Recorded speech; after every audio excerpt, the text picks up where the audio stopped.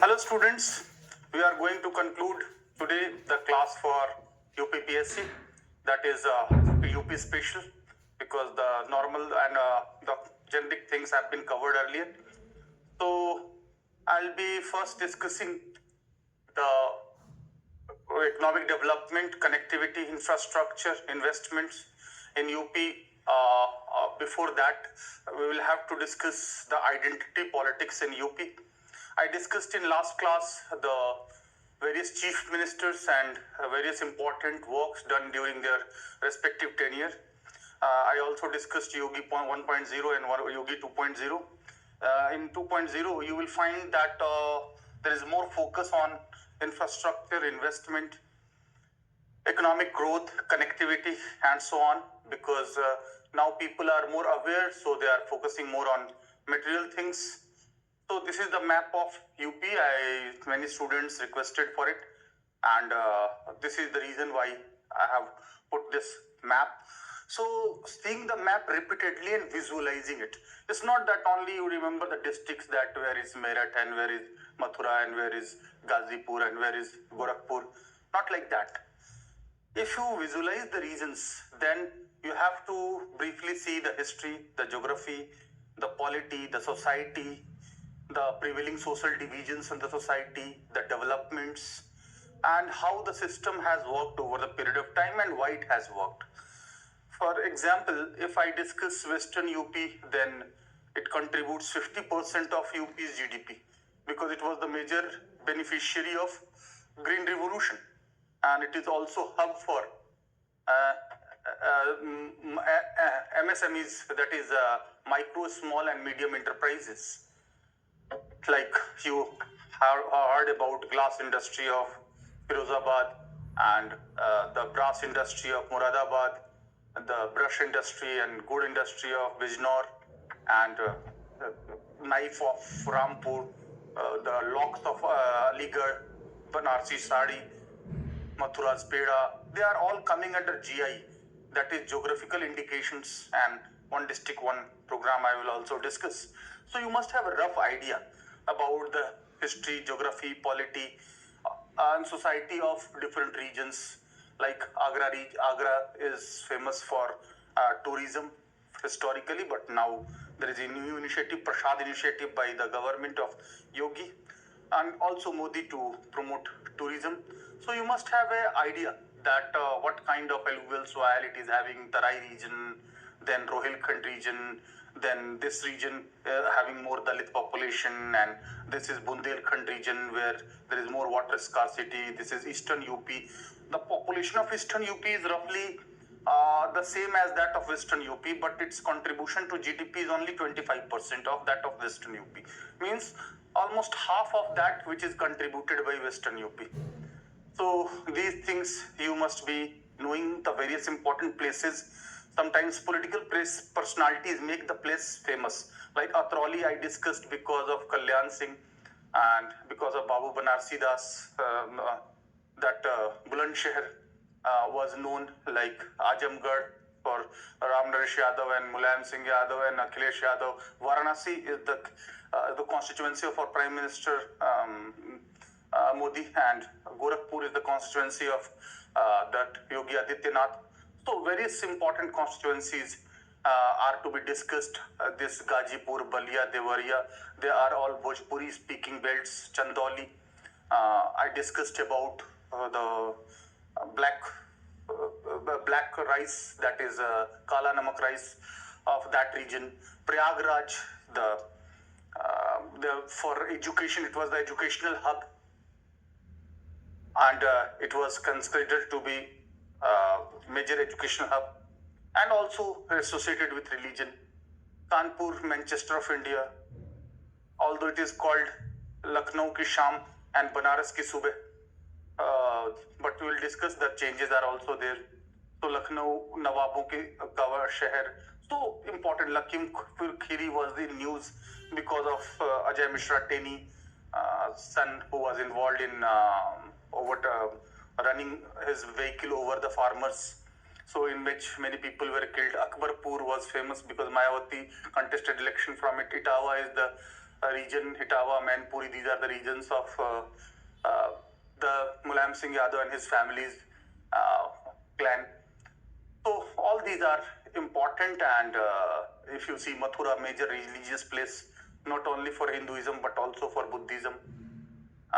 So all these things you must be knowing, that which place is famous for what is the geography, what is the social composition, what are the social divisions, and based on that you will be able to understand the connectivity and various programs. As Prime Minister Modi himself said, that now Uttar Pradesh is also known as not only Uttam Pradesh but also known as Expressway Pradesh. It will be having highest number of expressways. Out of 87 national highways, 60 passes through Uttar Pradesh. So it is highest in UP. Second is Rajasthan. But before going into that, I just wanted to discuss, I will return to the figure and of the UP again. But before that, I just wanted to discuss identity politics, Mandal and Mandir. They are also associated with the caste and religion-based politics. So first of all, you must know identity politics. First of all, identity is social, existence is natural, but identity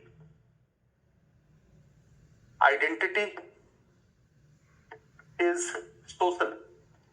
And when we talk about identity politics, then it is the politics, the four features are there. First, it is the politics of passion, not reason.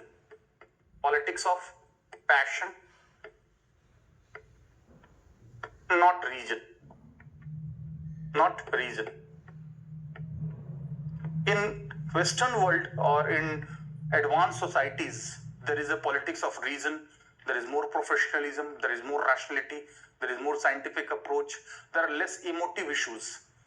But here passion is more, emotions are more, and many times those emotions are aggravated, and that causes enmity in the society along with violence also.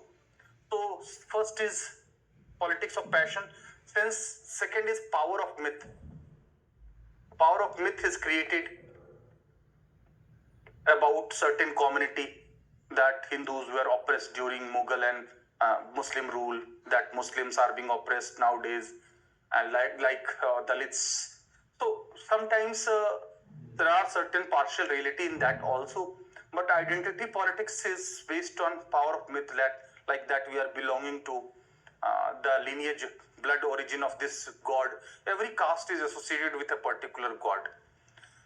So this is another feature of this identity politics, which is based on social identity, which is more narrow and parochial, and this is also based on kinship.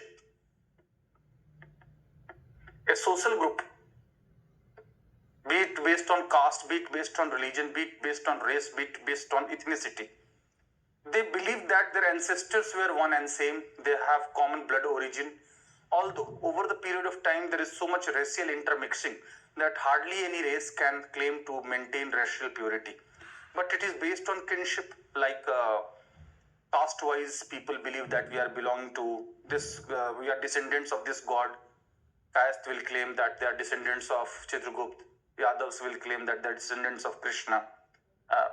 Rajputs will claim that they are descendants of Lord Rama. And like Valmiki, Agrasen, so many, Parshuram, so many gods are associated, so kinship is there. So there is feeling of fraternity, kinship-based fraternity is there, not national fraternity or international fraternity, but kinship-based fraternity, and also shared feeling of pride or oppression, shared feelings of pride or oppression or injustice. This is the shared feeling of oppression or injustice is there.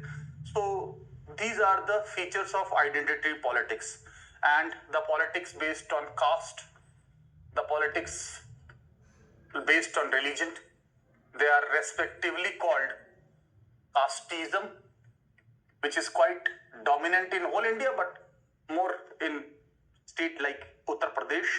And religion-based communalism is there. That is trade of religion in political affair. That is misuse of religion for political gains.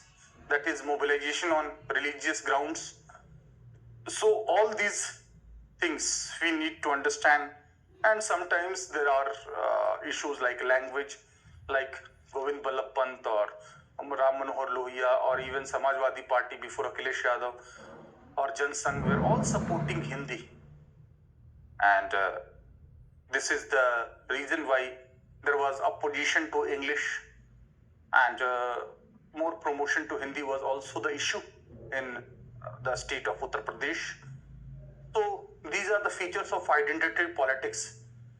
While the developed areas of Western democracies have risen above identity politics, but mostly whenever there is the weaker community, there is lesser focus on individual strength and more focus on collectivity. Because collectivity, be it based on religion or be it based on caste, gives psychological sense of security. Like if you are going to an unknown city, then you have no other way to find fraternity or relations or attachment or psychological sense of security unless you are associated with certain group based on your caste, based on your religion, based on your region also. So that collectivism is there to have sense of security. So this is mostly seen in poor societies or underdeveloped societies, while societies which are more developed, like Western societies, are more focused on individual identity, individual strength, individual's contribution, individual's excellence, individual's freedom, rather than group or identity or social identities. So this is the reason why I just wanted to contrast. So we have to discuss political sociology of UP in that, and political sociology of UP, as I said, that it will be casteism, communalism, all these things will come here. So in brief, you have to understand first casteism. Whenever we talk about casteism, ism is an ideology, or communalism is an ideology. So it has not to be seen only as ideology, political ideology, that is set of ideas, group of ideas, science of ideas, meant for mass mobilization. It is also associated with a particular program of action. It also favors a particular form of government. Certain times it is countering other forces. And it also becomes social movement. Wherever the suffix ism is there, you have to see in that terms. But before discussing casteism, the root word of casteism is caste. So what is caste? Caste is derived from the Portuguese word castia, means endogamous group. Endogamous group, that marriages cannot take place between, marriages cannot take place outside the caste. There is gotra exogamy, marriages cannot take place within the same gotra of the same caste, but different gotra of the same caste. So this is how endogamous group is maintained, this is how the group identity is being maintained. Means marriages take place within the same caste but different gotra. Marriages, this is how caste system is maintained and continued. Marriages take place within the same caste but different gotra. Gotra system was first reported during later Vedic period, that is Kaupen, a group belonging to a common, owning the common, the group of cattle, there was called Gotra. So, caste is hierarchical, based on social stratification. Hierarchy is there, social stratification is there,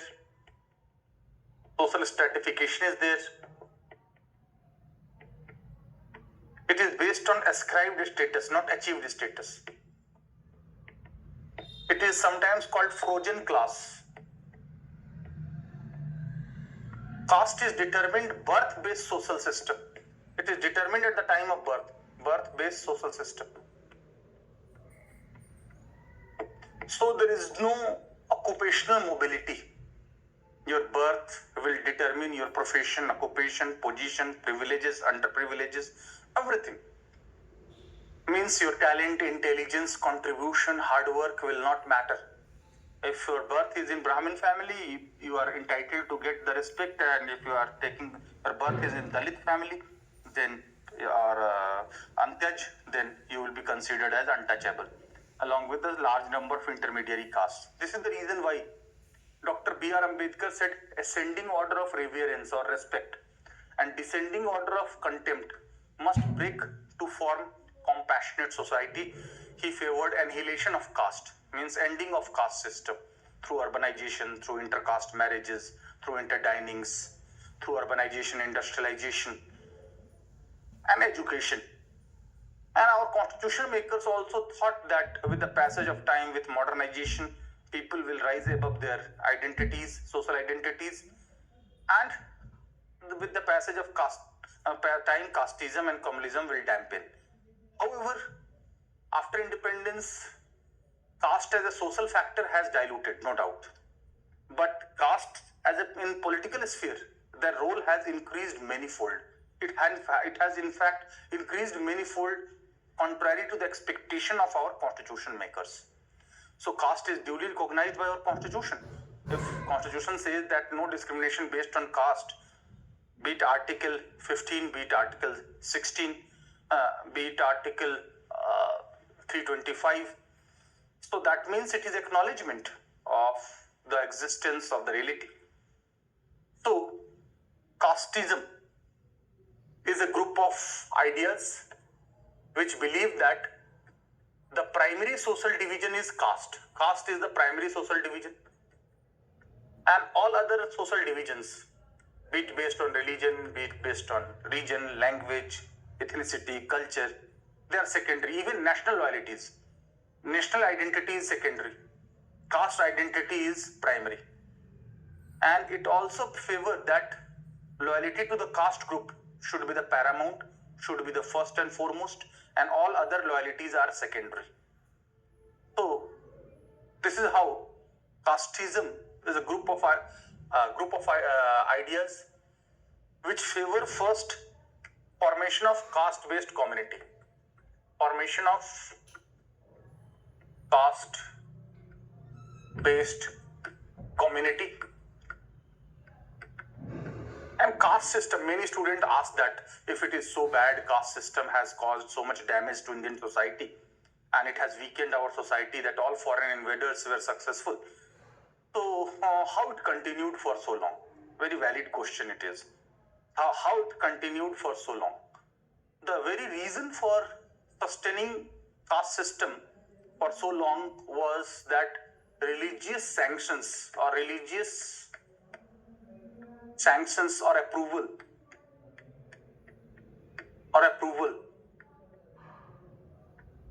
is given to such caste system. Means religious backings. This is the reason why our social reformers realize that social reforms will not succeed unless religion is being addressed, because most of the social evils are justified based on religion. This is the reason why 19th century onwards, along with Raja Ram Mohan Roy, starting with Raja Ram Mohan Roy, it is called socio-religious reforms in India, not only social reforms in India. This is the reason why the name nomenclature is such. So, first of all, a community is formed based on shared religion or shared caste, based on the belief that people belonging to the same caste, they have shared interest, they have common interest, and their interest can be pursued in a more effective and organized manner only when they remain united based on caste lines. So first is community formation. So for formation of community is based on presumption. The presumption is that shared interest, they have common interest, and based on this, the group is being formed. At the second level, it is being argued that interest of one caste-based community collides with another. So this leads to confusion. Means zero-sum game. Zero-sum game, that it's not that people belonging to the same caste have common interest, but interest of one caste community comes into conflict with another caste community. So that is causing friction, violence, because one will be getting at the expense of other. For example, reservation is quite sensitive issue. So those who are being benefited from reservation, those who are not benefited from reservation, there is polarized and antagonistic interest involved. So zero-sum game. So this leads to caste-based violence, caste-based identities, caste-based parochialism, narrowness, many times derailing the development as well. Because if people are more concerned about their identities, not based on reason, performance, governance, then naturally this will create more enmity in the society, more friction in the society. So there are various reasons. We cannot say only British divide and rule policy was responsible for it. A caste system was going on for so long, and in 19th century, when politics was based on mass mobilization for electoral success, caste-based communities were formed, and one community was pitched against the other. And one of the weaknesses of our caste system is that it is so rigid. It is based on birth. ये भारत में कहा जाता है जाति कभी नहीं जाती, जो जन्म से निर्धारित हो जाती. So rigid, and there is no social, there is no occupational mobility. No occupational mobility.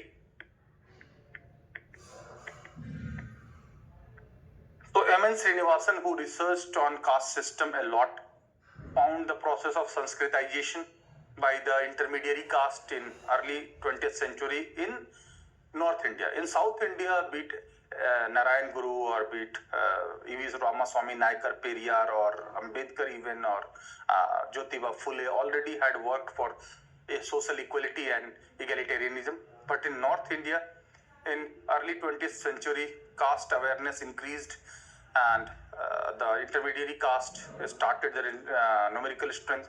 There was Triveni Sangh formed, which was consisting of Yadavs, Kurmi and Koiris coming together to assert their right to vote, as it was being seen that politics was mainly dominated by higher caste. So later such awareness percolated to the other sections of the society as well. And no doubt Ambedkar played a very important role, and he participated in all three round-table conferences and consistently demanded separate electorate for Dalits and depressed classes. He formed Labour Party in 1937. He formed All India Scheduled Caste Federation in 1942. And based on his advice, caste-based reservation was provided in our constitution. So I have already discussed in detail Article 15, Article 16, 4A, 16, 5, 16, 4B, and 16, 4, 16, 5, 16, 6, 15, 4, 15, 5, 15, 6, and all that. I have already discussed in detail, so no need to repeat it. So Sanskritization was the process. Means the so-called lower caste were following the practices, customs, and traditions of higher caste. Like many intermediary castes started vegetarianism, they started pujas of Satnarayan Bhagwan, they started Janev and Tikka, and all those ritualistic aspect elevated their social position. They started maintaining cleanliness, because a community is not maintaining cleanliness, definitely it will be considered filthy, and it will be considered its social position cannot be elevated. So this is how Sanskritization took place. However, after independence, when many castes were greatly benefited by reservation, then there was demand from those castes who were having feeling of injustice and deprivation and seeking reservation. And this is the reason that why we have a process of desanskritization. Now, the so-called higher castes are demanding reservation. on the ground that their condition have deteriorated over the period of time.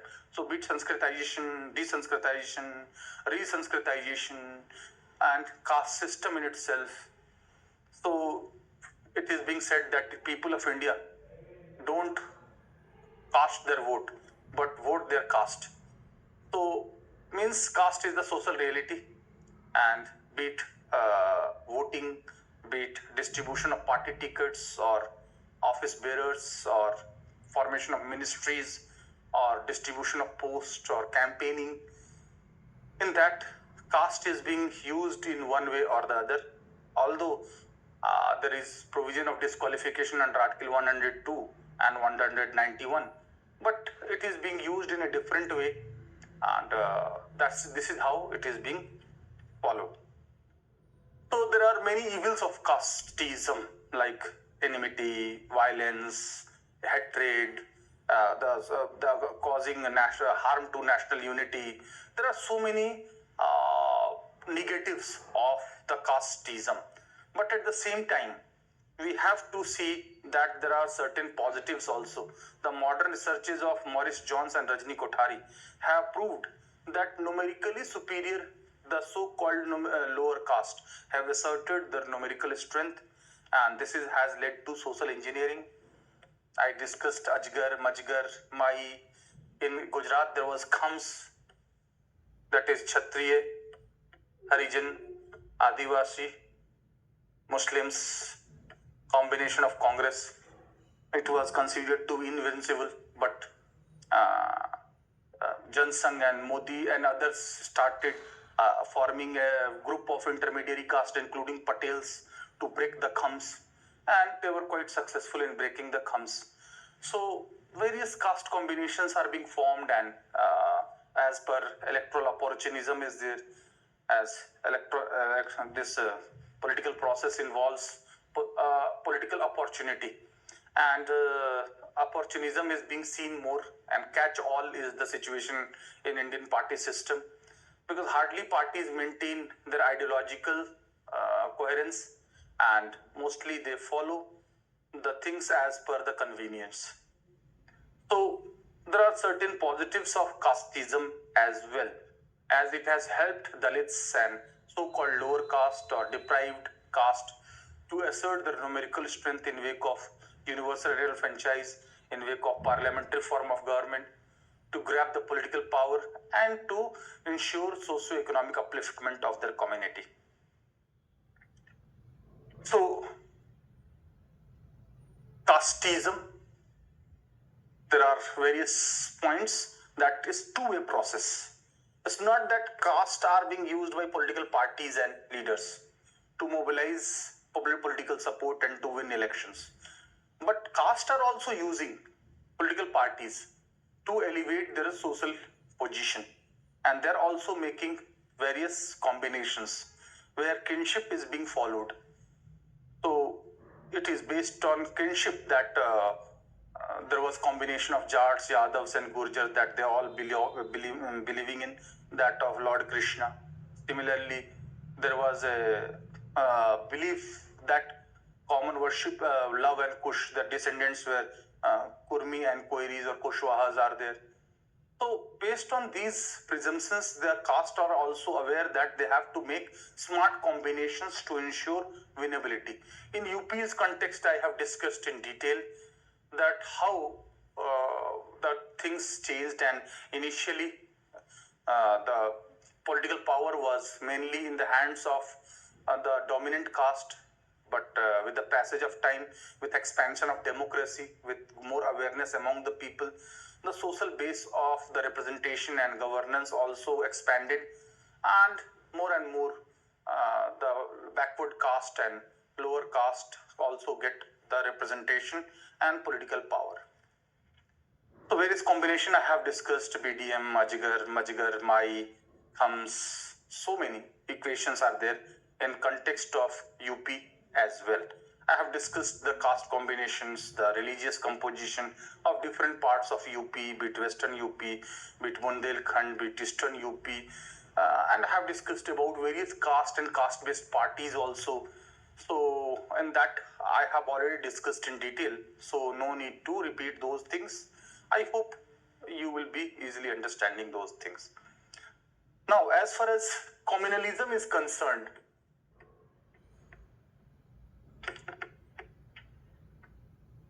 communism is necessarily poisonous. It has no positives. While as far as casteism is concerned, there are certain positives. But communism has always negatives, and India is the worst sufferer of communism. Not only before independence, but after independence. And UP tops in communal riots in post-independent India. There is no doubt in it. And I have discussed the role of PAC, that is Pradeshik Armed Constabulary, is a biased role against minority Muslims, be it Muradabad riots 1980. Afterwards, MP Saxena Committee was formed. Although its report was not made public, but Yogi government has made it clear that it will table the report of MP Saxena Committee. Or be it Hashimpura case, where 50 Muslim males were being killed by PAC. So many of them got sentenced for life. So periodically, we have already seen in 1973, Kamalapati Tripathi, the chief minister of UP, had to resign because of indiscipline of PAC. So there is a track record. Although it's not that PAC's role is always negative, but such developments always bring bad name. So often it is being argued that the UP police, that is quite harsh on people. They consider themselves as masters. They misuse powers. Many personals of it are involving grave cases of corruption. So that was the image. So communalism, things like casteism, communalism also promote criminalization of politics and corruption. Let me tell you how. That if you are so selective and having casteist or communal mindset, then you will not see, if you are Hindu, then you will not see corruption of Hindu, but corruption of Muslim, and misdeeds of Muslims will be more seen. If you are Brahmin, then you will not see, you will try to cover up the policies of a person of your community, and other community are doing something wrong, then they are being highlighted more. Same is the case with other community. I'm not saying for any particular community. So in fact, casteism, communalism also promote corruption, malpractices, maladministration, enmity, violences, hatred, and divisions in the society. So you should be always scared of it. And we understand a thing also by negation method, that what is opposite of it, because without unity of two opposites, it is being said in Hegelian language. You cannot understand light unless you understand darkness, and cannot understand happiness unless you know the sorrow. So the opposite end of communalism is this secularism. India was and is and will continue to be secular, and our model of secularism I have discussed in detail when I discussed the preamble, in which I discussed Indian model of secularism, French model of secularism, American model of secularism, principled distance, multiculturalism, glorious mosaic, all those things, technical things I have already discussed. Here it is in this context of UP.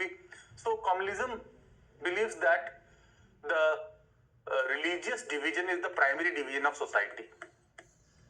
Religious division is primary division of the society. All other divisions in the society, be it based on caste, religion, ethnicity, race, are secondary.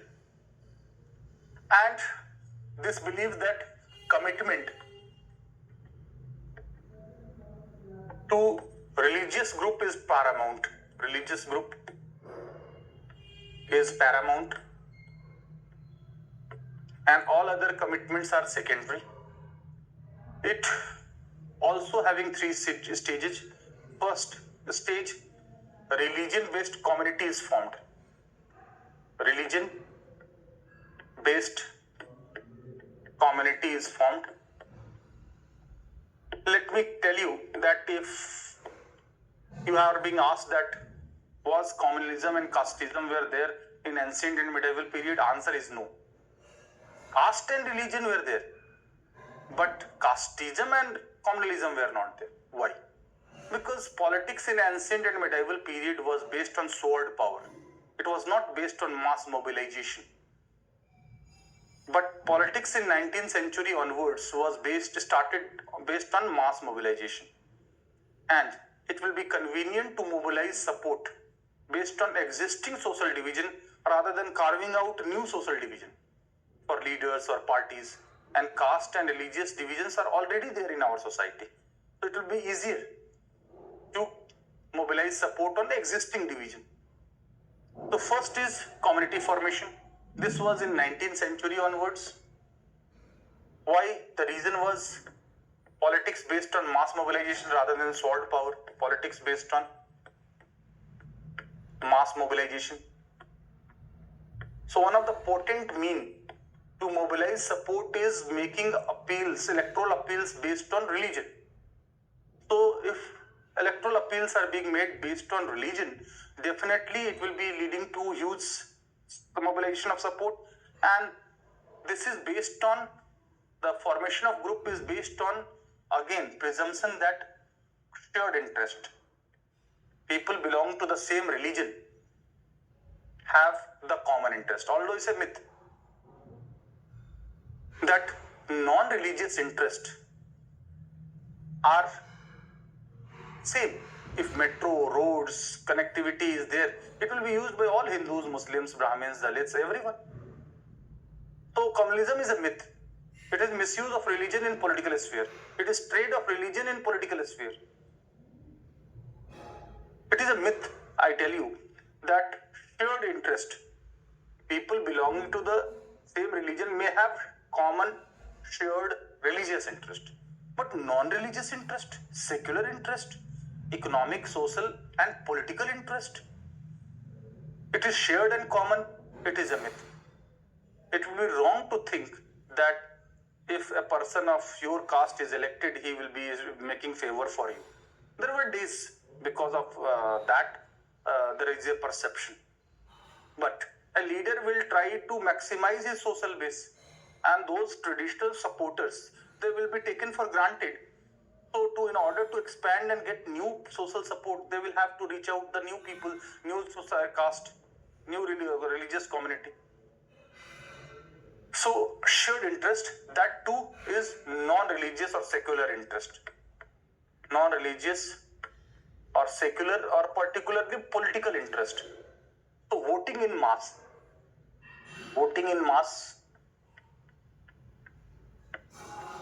will lead to strength and will lead to representation of a particular community based on that religion, and that representative will take care of their interest. So first is community formation. This happened in last quarter of 20th. This is the 20th century. Last quarter of, let me correct, 19th century. Means 1875 to 1900. This was the first phase. Then second phase was formation of religious parties. 1906 to 1937. Muslim League, Hindu Mahasabha, RSS, this Akali Dal, responsivist. So first is a pressure group or interest group or a social movement. But every caste group realize that without getting political power, they cannot be empowered, they cannot be in position to make favor for their community. So second phase would be formation of not only group but political party based on religion. As you know, political party is more organized, tightly organized, having an ideology, direct contenders of political power, while social groups and pressure groups are not contenders of political power. They only pressurize public policy. But political parties are direct contenders of political power. They are part of political system. They are more organized. Their demands are more seriously taken. They are insider. They are part of political system.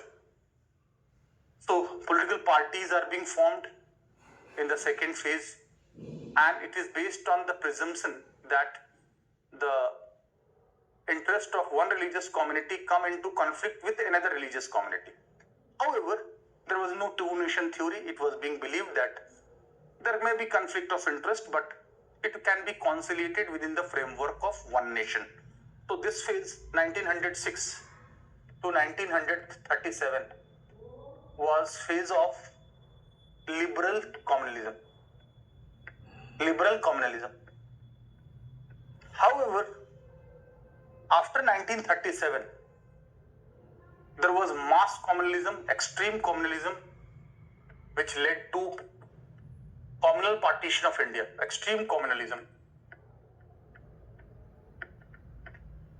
Extreme communalism, that was 1937 to 1947. It was based on hatred, violence.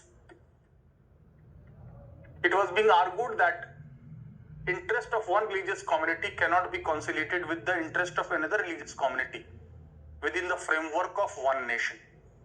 So it is antagonistic, and this is the reason why two-nation theory was given by Jinnah.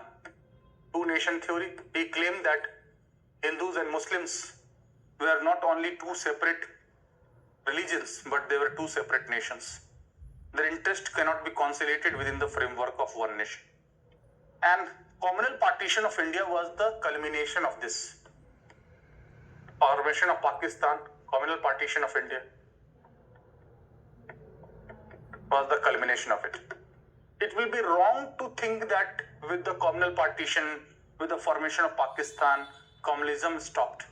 Even communal riots, communalism as an ideology continued even after that.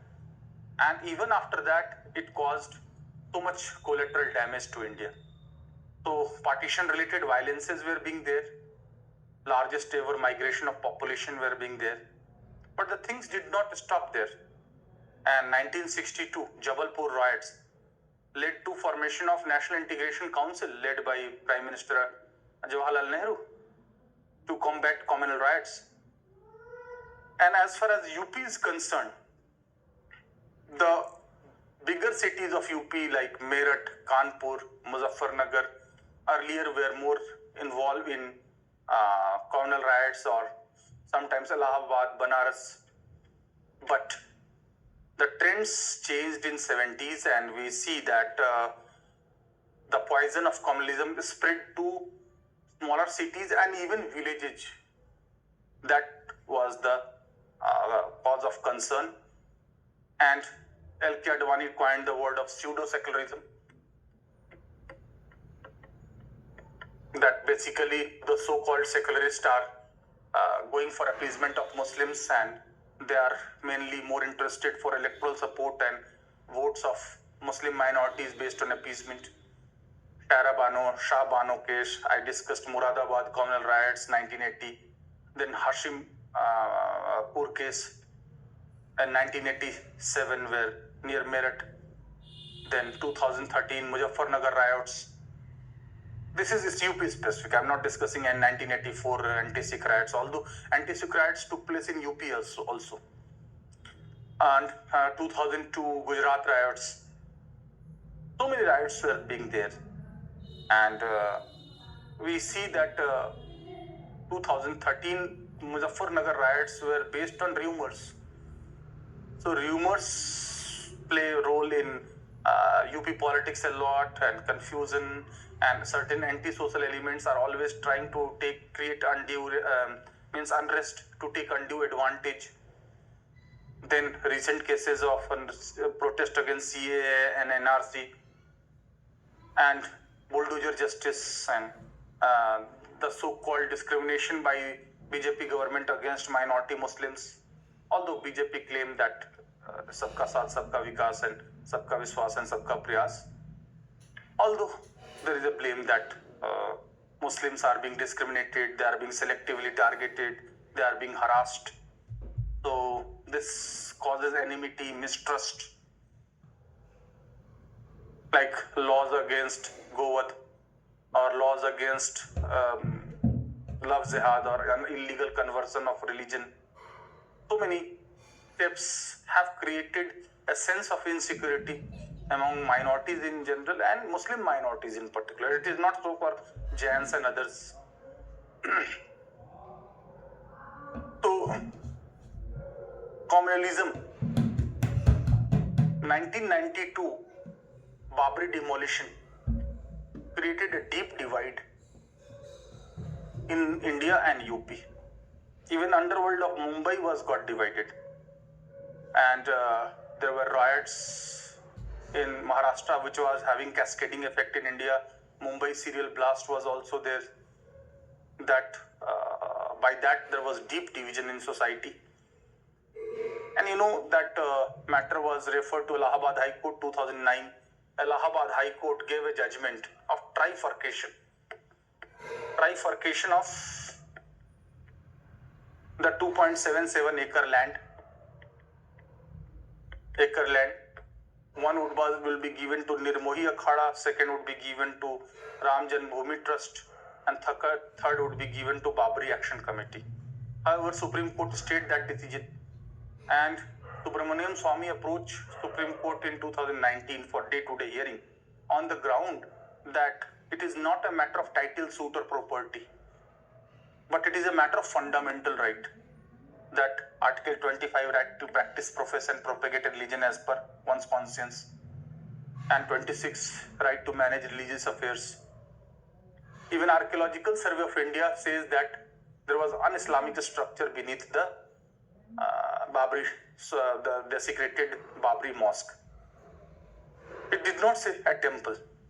So Supreme Court applied Article 142, complete justice, in wake of insufficient evidences, and took it as a matter of fundamental rights violation rather than title suit. And finally, it paved the way for formation of Ram Temple. A trust was created by government. As a matter of compensation, 5 acre land would be given to Babri Action Committee at a place somewhere else. So this by and large settled the issue, but there are Gyan Vapi issue, there are Mathura episode, there are Kashi episode, there is the various claims and counter claims are being there. So we have seen that such things are getting currency. Let me clarify that globalization has also caused cultural intolerance, self-centrism, assertion of identities, as globalization is unleashing the forces of homogenization. So the identities based on caste, identity based on religion, identity based on culture are being threatened. They have the threat of being overwhelmed by the superior Western culture. So in order to preserve their identity, they're reacting, they're asserting, and this has also led to more identity politics. So process of globalization is also linked with identity politics. As I talked about Mandal, Mandir. So Mandal, Kamandal, Mandal, Mandir, reservation, communalism, various issues, riots, Shairabano case, Gyan Vapi, Mathura, Kashi, Ayodhya. So all these, because you are already knowing the composition of population in UP, and such a segregated population is there. Lack of material interdependence also causes more communalism and casteism. So I have already discussed those reasons. So in post-independent India, in UP and India as a whole, and UP also suffered a lot due to casteism and communalism. And there are threats to our national unity, social harmony. There are threats to progress. Because if every now and then there are communal riots, there are caste-based violences, which investor will come forward to invest? And unless people rise above their identity politics, there will be no focus on governance and material development. So this is political sociology of UP. I have discussed in that focus is on casteism, communalism. And I discussed the judgments of Allahabad High Court. This judgment was important, 2019. Then another judgment, 1975 June, Indira Gandhi versus Raj Narayan case, that judgment of Allahabad High Court was also important. In recent past, triple test of OBC reservation in civic body elections, they were there. So you have to focus more on judgments of Allahabad High Court, focus more on the initiatives and programs of the state government, focus more on developments of UP, because this is paper 5, which is UP specific, and you have to know about UP specific things more. So I would like, before moving to political economy of UP, I will just discuss one more part of political sociology of UP, that is Chipko movement, or the environmentalist movement or social movement in 1970s. Why? Because at that point of time it was not Uttarakhand, it was part of Uttar Pradesh. So questions are likely from that. So you must be knowing that in Chipko movement in 1970s in UP,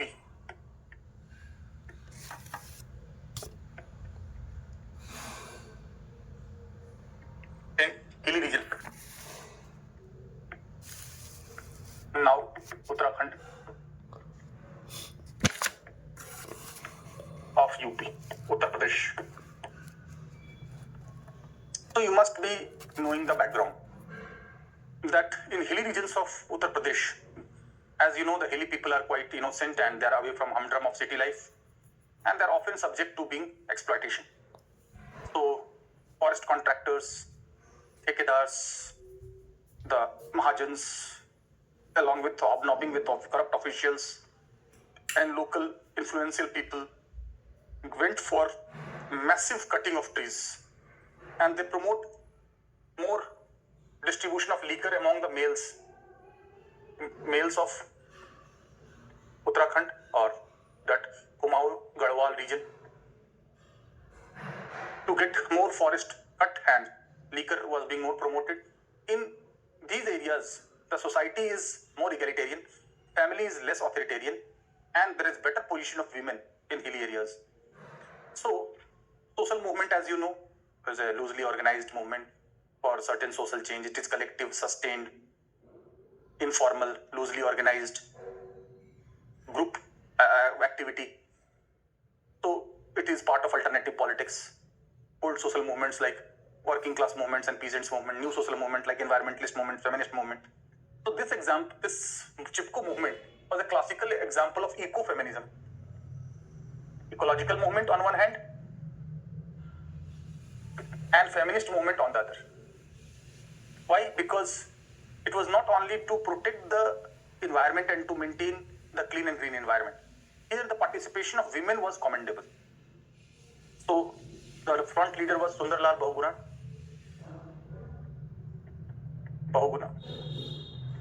was the frontline leader of this, and large number of women. They got inspired from Vishnoi communities movement in Rajasthan during British days. In order to protect the trees, they were hugging the trees and not allowing Britishers to cut the trees, as they will be charged for murder or killing a person. So this was the movement. This promoted new kind of awareness among the women and a new kind of synergy between environmentalist movement and feminist movement. How they're linked in this? Both believe that males are the exploiter for nature as well as for women. Nature and women. There is mystic correlation between women and nature. They both are beautiful, both are pretty, both are caring, both are nurturing, both are associated with reproduction. And women have to bear the greater cost of environmental degradation, because women in hilly areas, if more and more forests are being cut, trees are being cut, then they will have to walk extra mile to collect wood, as gas cylinders were not there. They will have to walk extra mile to collect water. They will have to go for extra mile for grazing of animals. So burden would be more on women, and males are mostly culprit of exploitation of women and exploitation of nature. So this is a classical example of ecofeminism, that is environmentalist plus feminist movement. Feminist movement is focusing on women empowerment. And environmentalist movement is focusing more on green movement. Green movement.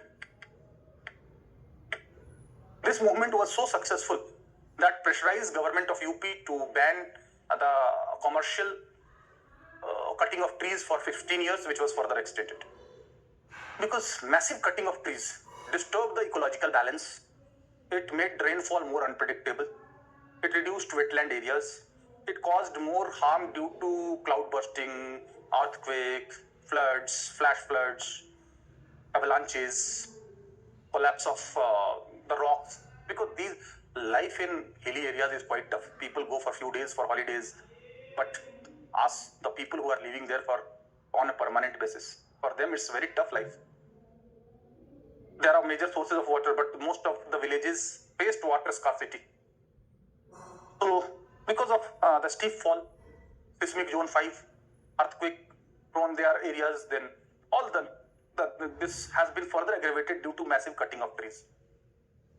So, in my opinion, all those things which are related with UP, you have to be very careful that I discussed that law and order is one of the top agenda of UP. Question would be definitely asked from it. I have discussed in detail about it. Then in language of Prime Minister, it is Uttam Pradesh and ex-EWE Pradesh. So I will discuss that also in political economy. Political culture, as far as is concerned, they are more related with art, architecture, language, literature, the GI, the one district, one product program, and all like that. The culture, consensual political culture, conflictual political culture, subnational political culture, mass political culture, elite political culture. So many things are there. So in UP, you will find both culture as a marker of identity and as a way of life. So I have discussed the political sociology of UP in brief. You must be knowing these things in brief, that what is and what are the history of Allahabad High Court and how it was created, and all those historical developments, and present, you have to focus more on present.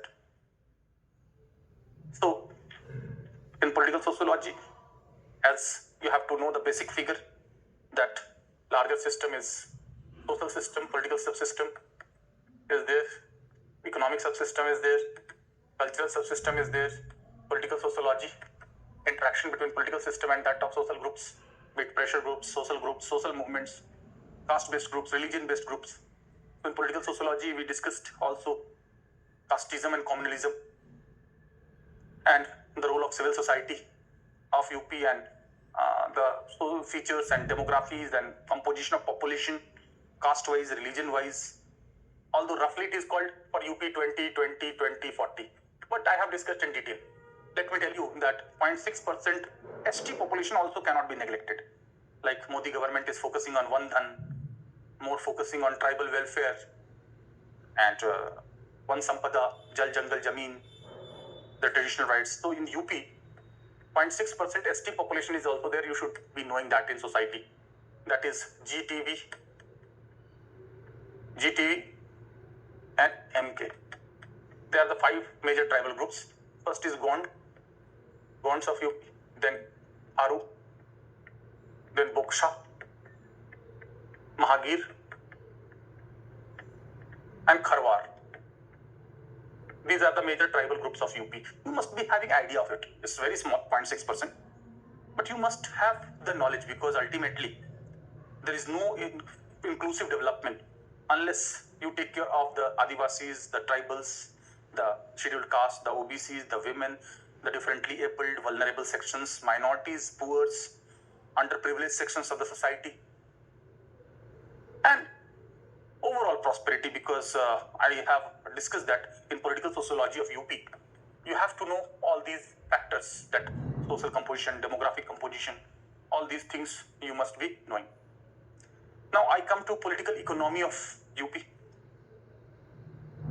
Past data are not required कि 1952 में क्या GDP था UP का and how it changed in 60s, because such data, they are very old and they are not required at present.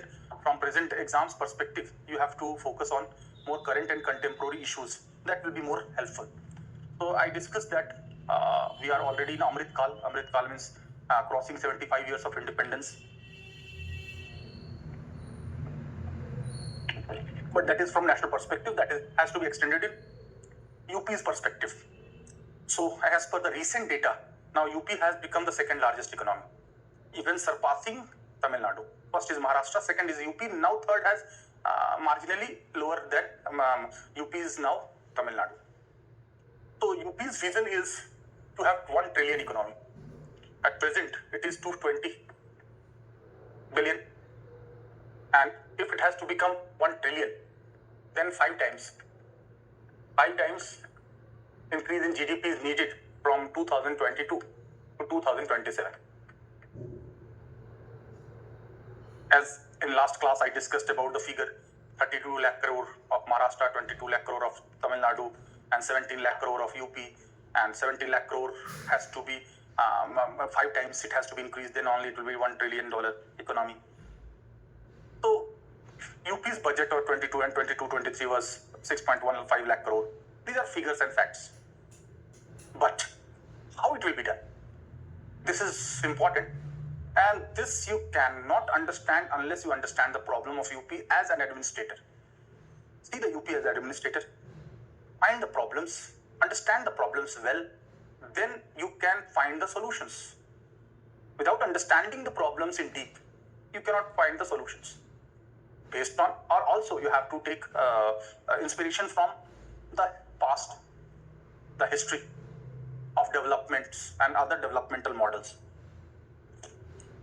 So, Prime Minister himself said that UP has immense potential. But 2 things are topmost. First, law and order. Second, connectivity. So, connectivity-based development is not a new political model, new economic model. I will discuss political economy of UP. Political economy of UP. Not India as a whole. So, connectivity-based development has got vindicated first in Japan, South Korea. You see bullet trains they started. Then connectivity-based growth was followed by China, and now India is following the same. So, connectivity is holding the key for UP's growth story. If it has to be done, or it has to reach close to even it, then it will be a big achievement. But this is not possible because even Prime Minister has dreamed or set a target of $5 trillion economy. India has to be made $5 trillion economy. And this is not possible unless UP achieves mark of 1 trillion. Means out of 5 trillion, 1 trillion would be alone contributed by UP. It has immense potential.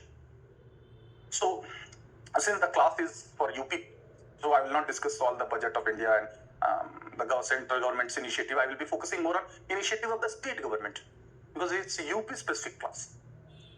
So connectivity, now connectivity to roads.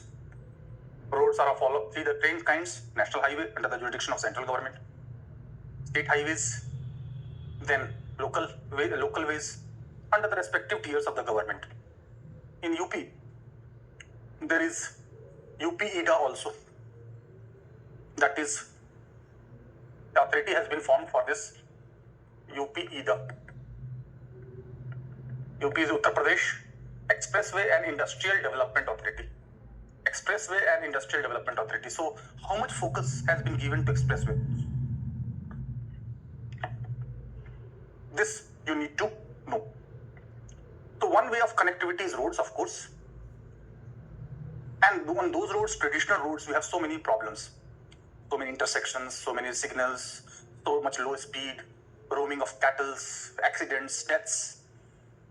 The expressway are limited access ways, which has highways and among pillars. So no case of no cross sections or intersections or no frequent signals, high speed, and best global standards are being maintained. So what are those expressways, highways are being there? Some are under Bharatmala project also. Many are under UP EDA also. Road connectivity, rail connectivity.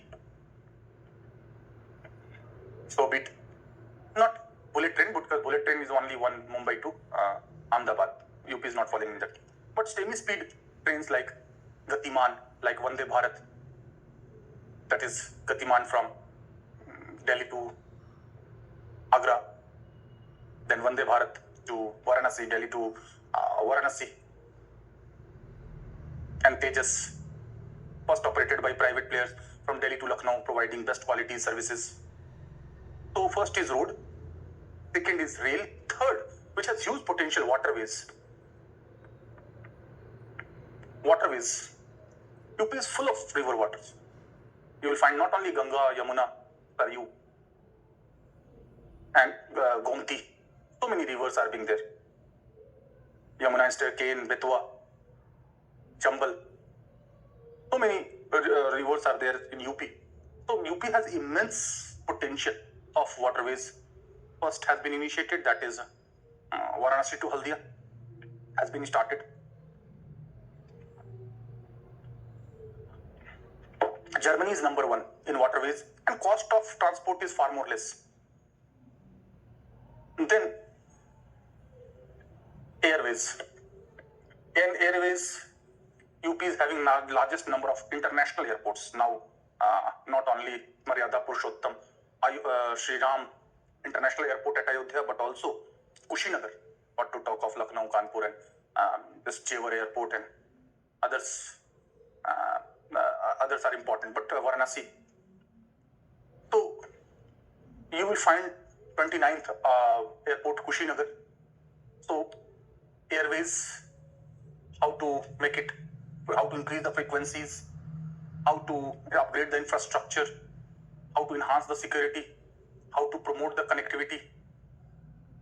And on expressways, we see initiation of defense corridor to have defense manufacturing to reduce our import bills. Our three bills are so high. First is import of defense purchases, second is gold, and third is petroleum. Gold, there is no substitute because there is huge demand of gold, and unless large number of gold mines are found in India, we will have to depend upon imports. Although sovereign gold bond and other schemes have been launched, but that has not met with that much success, unfortunately. Defense purchases, we have huge potential. So we have not tapped our real potential. So defense corridor is there. There are on every expressways, there is provision for landing of aircraft and defense planes also. In amity with the help of Russia, we have a formation of AK-203 in Lucknow, BrahMos, Brahmaputra plus Moscow supersonic cruise missile, manufacturing, make in India. So, connectivity is the focus. Besides connectivity through information technology, IT connectivity, and good governance, e-governance. I discussed about e-Seva, e-Suvidha, the Srishti. I discussed about also Bhulekh, Lokwani. These are the initiatives by the UP government for e-governance. And they have worked quite well.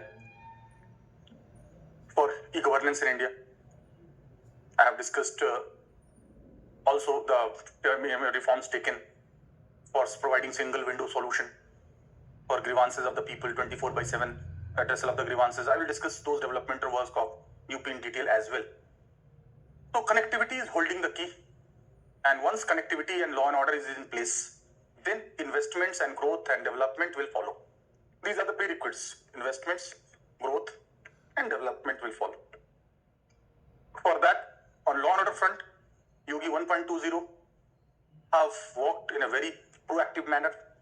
Sometimes it is criticized that it has caused so much violation of human rights. I discussed that issues of rights are so important in UP that more than 40% of the cases of human rights which were reported in India came alone from UP. So, state level Human Rights Commission is also there. That one chairman and 2 other members are there with tenure of 3 years or 70 years of age. Besides National Human Rights Commission, there is State Commission for Women also there. So all counterparts of Central Commission are also there in UP. So this is the prerequisite. So all kinds of connectivity, and UP would be the major beneficiary of dedicated freight corridor. Eastern freight corridor, that is starting from Patiala of Punjab to Bengal, 60% of it will be falling in UP. Western corridor, it will be from Dadri of UP to that of Jawaharlal Nehru Port of Mumbai. So, if you are administrator, often one problem is cited that landlocked state. But just focusing so much on problem without giving solution is not the work of administrator. How to overcome this landlocked weakness? Freight corridor, connectivity, faster connectivity, all kinds of connectivity is the solution. Means if you provide more and more connectivity, then only it will be possible to overcome the weaknesses caused due to landlocked geography. So all kinds of connectivity has to be provided. And out of 87 national highways in India, 60 crosses through UP.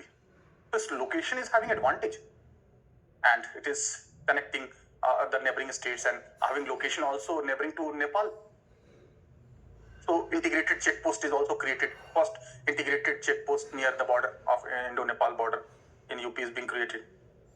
So all those problems have to overcome. So landlocked state UP, this weakness can be converted into strength because of the connectivity. So I will discuss the specific kinds and specific things relating to connectivity. So this is the reason why map is there. You need not to remember how many kilometers and what was the cost, and because ultimately that will be having too many data and figures.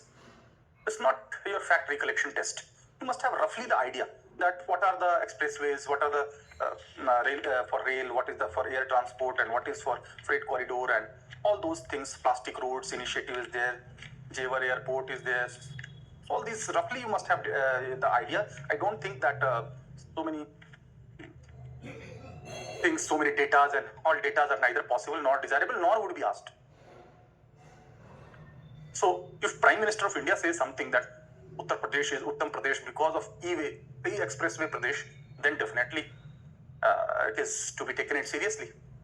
And in my opinion, first will be law and order of UP, second would be connectivity and expressway of UP would be the second most important issue, and then other issues will be important. So as far as connectivity is concerned, you can understand this by map. This is the reason why I called team to have a figure map of UP so that it will be easier to understand. So UP is landlocked state, but at the same time, how to convert that weakness into strength?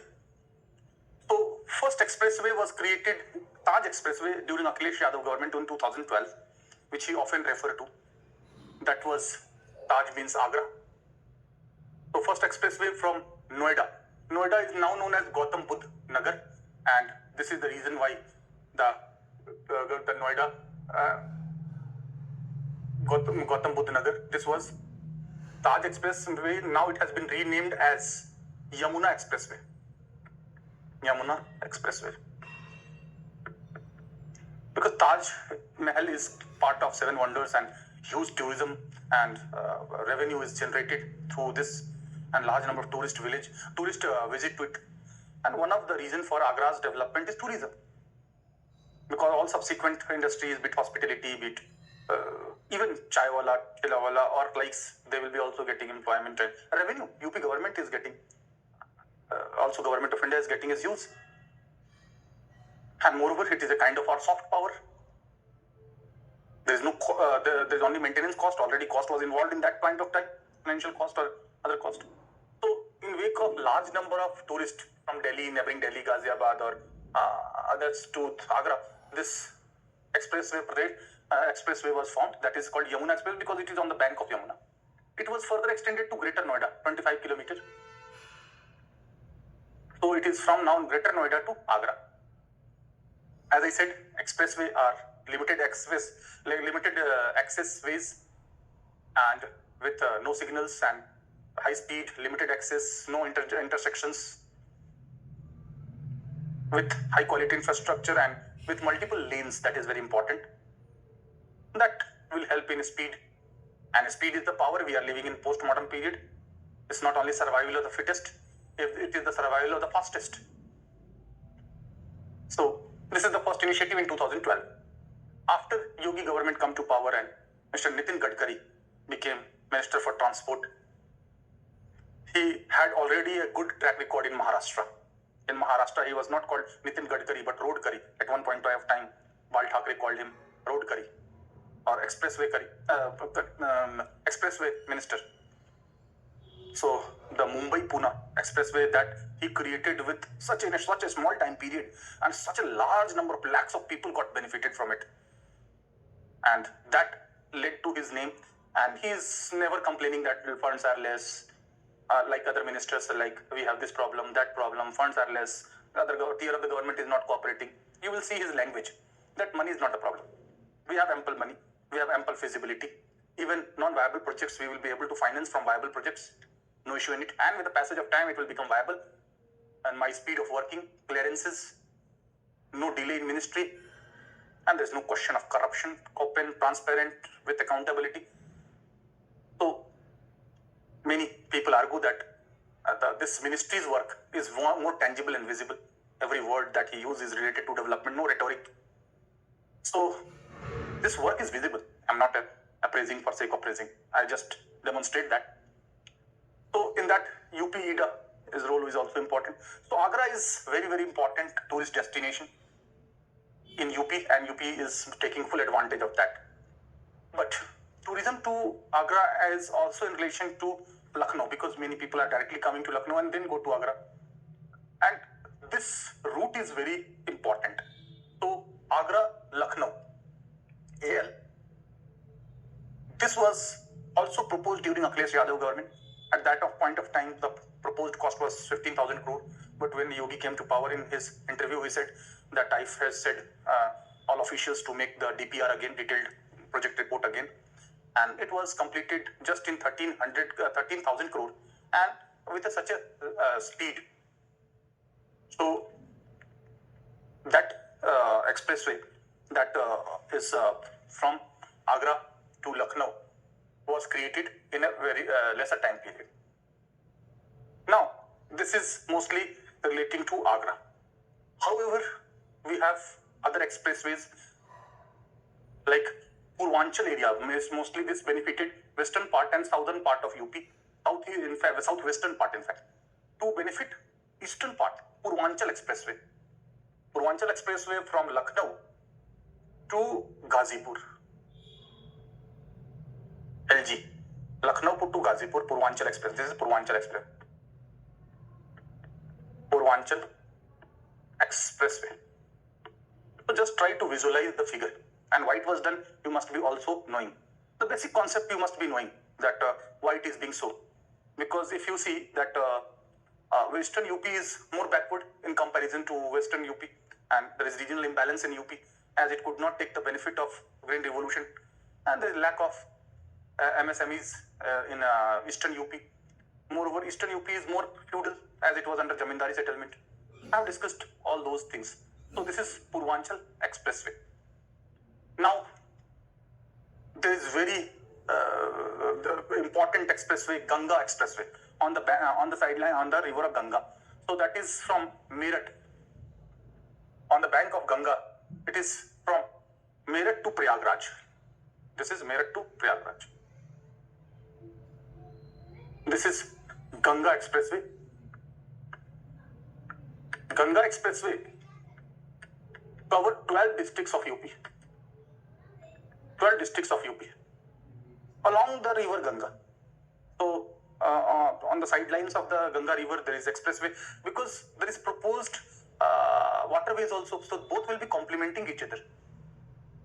And moreover, you know that availability of water, and that to water of Ganga, is itself a great strength. And all logistic support can be provided to it easily. And this area is chosen because there is no report of floods. So it is based on that feasibility also. You have to see geography, history, society, benefits, cost benefit analysis, DPR. all those things have to be taken into account. The support system, logistics, everything you have to. So Ganga Expressway on the bank of, this is from Meerut to Prayagraj. So there is an intersection between Ganga Expressway and that of Agra-Lucknow Expressway. This is near Etawah. It is just like this. So another backward region of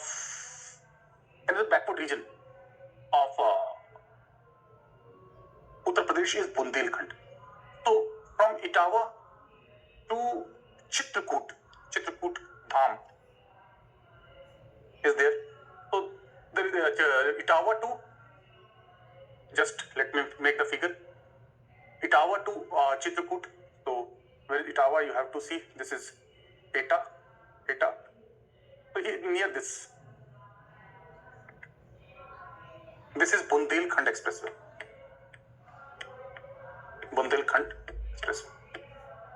As Bundelkhand area is also backward, it is facing water scarcity, and you will find that here its political representation is also less, and it is having multiple disadvantages. So the cross sections, Bundelkhand Expressway, further to enhance the connectivity of this Chambal region or this Bundelkhand region.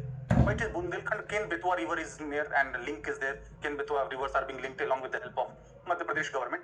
And since Atal Bihari Vajpayee basically belonged to Madhya Pradesh and he worked in UP, so Atal Expressway to connect the Bundelkhand region with the Rajasthan and Madhya Pradesh. So this is Atal Expressway. There are other expressways like Delhi-Saharanpur Expressway. Delhi-Saharanpur Expressway. This will connect to Dehradun. As Gadkari said that in 2.5 hours you will reach from Delhi to Dehradun. At present it is almost 5 to 6 hours. So he claimed that even if you start from northeastern part of Delhi, then it will be 2 hours. So this area, Delhi is surrounded from 3 sides by Haryana. Northern side Kundli, Sonipat is developed, western side Jindh and Rohtak is developed, southern side Faridabad and Gurgaon is developed, southeastern side Noida is developed, even eastern side Ghaziabad is developed. But northeastern side of Delhi, falling in UP, on Delhi-Saharanpur Road Expressway, this is very, very important, as this will boost the development of northeastern Delhi, as well as these regions will be the major beneficiary, that Loni area or Bagpat area or this Shamli region or Saharanpur region. So this will connect to Dehradun. But many people from Delhi go to Haridwar of Uttarakhand. So there will be 50 kilometers per expressway to connect Dehradun with Haridwar. This is also being there. Then, since present Chief Minister Yogi Adityanath belongs to Gorakhpur, so naturally Gorakhpur cannot be neglected, and Prime Minister is belonging to Varanasi. So these things, these two cities, these two areas have to be given priority. So Gorakhpur is in northeastern part of the UP, and this is the reason why it has to be linked with this Purvanchal Expressway through Link Expressway. Gorakhpur Link Expressway. And Gorakhpur is in northern eastern part and Shamli is in northern western part. So these portions have remained to be connected. So Shamli to Gorakhpur connectivity, this expressway will help in development of these regions. Means not a single region is being left out. You will find that here the linkage is also between Lucknow and Kanpur. Besides Ghaziabad to GK, that is Ghaziabad to Kanpur, linkage is there also that you need to see. So here it is Kanpur. So Ghaziabad to Kanpur, you will have to see the linkage Ghaziabad to Kanpur GK. This will connect eastern UP with the southern part of UP in Awadh region. Lucknow is above, Kanpur is below. So this will connect. Then Lucknow, Kanpur, large number of passengers are there from Lucknow to Kanpur. And you will find that even many people are living in Kanpur and they are working in Lucknow and vice versa in this region. So faster connectivity of these two cities, very important. Lucknow, Nawabon ka Shahar, where there is, and it is capital, state capital. And Kanpur was called Manchester of India. And both have so much connected. But this connectivity will increase, and this will promote. This is commercially viable project. In eastern part, you will find it is at present lesser viable, but with the passage of time, it will also become viable. So there is another Ghazipur, Devariya project. Then this there is another one I have to see also, because Delhi Meerut. One is RRTS, that is Rapid Regional Transit System through railways. Now going from Delhi to Meerut has become so easy. In almost 45 minutes you are reaching Meerut. Earlier it was taking almost 1.5 to 2 hours. So one is RRTS through railways, another is expressway. So 96 kilometer expressway is covered just in 45-50 minutes. So this is what is this Delhi. You have to see, this is Greater Noida, this is Delhi and Meerut. So Delhi Meerut connectivity is also very important, because you will see that the Meerut's development historically also was so closely related with the Delhi's development, or depending upon Delhi's, because so many things in Delhi are coming from Meerut. You will find people also, Meerut Wale you will find in many shops in UP, in Delhi you will find Meerut Wale. So there was historically, but connectivity will make it more viable, feasible. Then Ghaziabad GK I have done, Ghaziabad to Kanpur, Agra Lucknow we have done, Agra Lucknow we have done, Delhi Meerut we have done, Shamli Ambala. Shamli in north eastern part, and Ambala is in Haryana. So their culture are also similar. You will find that Shamli, Muzaffarnagar, Saharanpur, they're considered to be Meerut and areas. They are Jat belts, and in Haryana also Sonipat and northern part of Haryana. So they are to be connected to Shamli, Ambala, and also led to commercial viability. I have talked about dedicated freight corridor. Then anything left? Chambal Expressway I have discussed. Shamli to Ambala I have discussed. Shamli to Gorakhpur I have discussed. Meerut to Ghazipur. Meerut to Ghazipur also is there. So all the expressway, one is also, it was said that in 100 hours it was prepared. That Ghaziabad to Aligarh expressway. So if you see that large number of expressways are there being there, means every Varanasi is to be connected with all, with Prayagraj, Varanasi, Prayagraj, Lucknow, and Varanasi, and Varanasi is also getting the benefit of this Vande Bharat Expressway and smart city. It is proposed under smart city, Kashi. So if you see the kind of expressway, I don't think anything has been left, or some smaller would be left. You can take care of. Meerut to Prayagraj, 6 hours. That I have already discussed.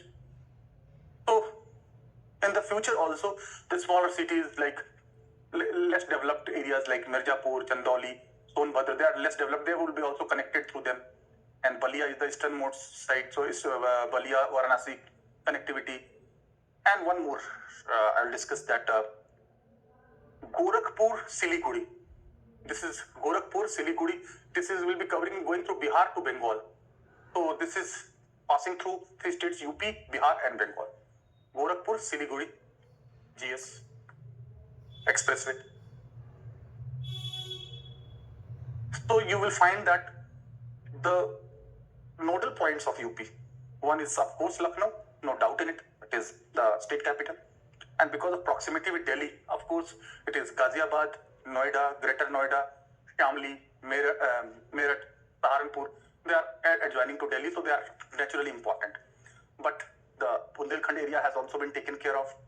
And more now focus on eastern part, although it is started from western part with focus on Agra. So large number of expressways I discussed, and that will help in promoting the connectivity, infrastructure, investments, growth, and ultimately they will be writing the growth story of UP. So the freight corridor I discussed, the airports, waterways, rail transport, rapid regional transit system, metros.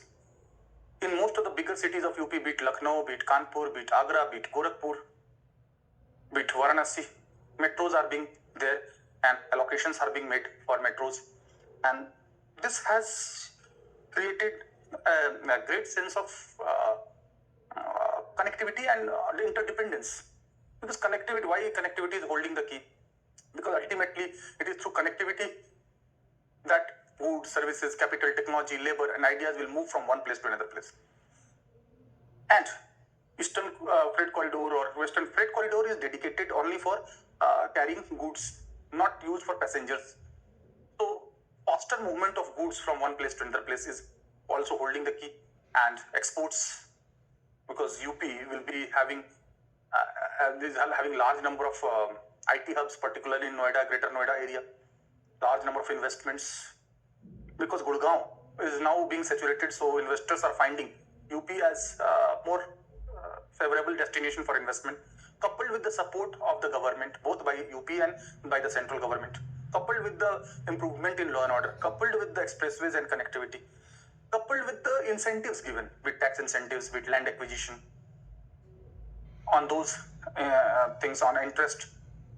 So many incentives are given for inviting investments in UP. So I hope I have covered all the things relating to connectivity. Not a single point is left. Right. Now, I will come to specific programs of UP. That is, what are the actual developmental programs which are going on in UP for sake of its development, which can be potentially asked in exam. So large number of schemes, it's very difficult for students to remember all the schemes, and they find it very difficult to remember it. So to ensure the ease of learning, I have made almost 26 schemes based on ABCD, 26 letters, 26 programs. If you do that, that will be more than enough. Otherwise, there is unending. Every now and then, every few days, you will find new policy, new program, new projects. And these are being there. But I have screened for the students. And moreover, programs have not to be discussed in detail. What is the cost? Every program is having certain outlay, cost, time. Those things are not being overall understanding. Not how much data you recall. That is neither needed nor possible. How many data you will remember? That is not possible. So I have, in order to simplify the things, A, B, C, D, E, F, G, H, I, J, K, L, M. Based on that, I have made a list. And if you refer to that list, I hope it will be easier. And after that, this is just mnemonics based, but after that, you have to visualize the things also. That if you visualize UP, then you will find large number of people in Delhi, Kota. In Delhi, they come for preparation of civil services. Large number of students of Delhi and aspirants of Delhi go to Kota for preparation of engineering and medical. So you will find that the high grade of guidance and professional coachings are not available. So to begin with, in ABCD, Abhyuday Yojana, Mukhyamantri Abhyuday Yojana.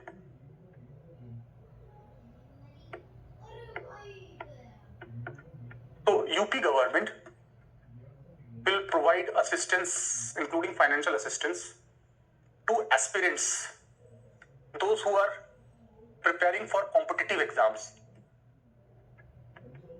Competitive exams conducted by UPSC, UPPSC, railways, banks, SSC, engineering, medical. So this is Mukhyamantri Abhyuday Yojana from A, that is Mukhyamantri CM. The purpose is that the students or the aspirants from the weaker background, they cannot afford to live in Delhi or Kota or other big cities. From their home place, they will have to pay the rent and cost of fooding, lodging, maintenance. All those things are high. And that is also causing drain of wealth of UP. So if they are being provided coaching of best standards at their doorsteps in their own district and their own place of living, definitely it will be a big boost. So it's a good initiative, although many say that it's very difficult to match with the Delhi's standard. But at the same time, it should not be seen with pessimism and negativism.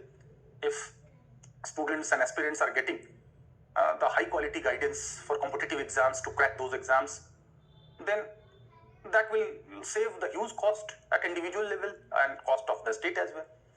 And it will also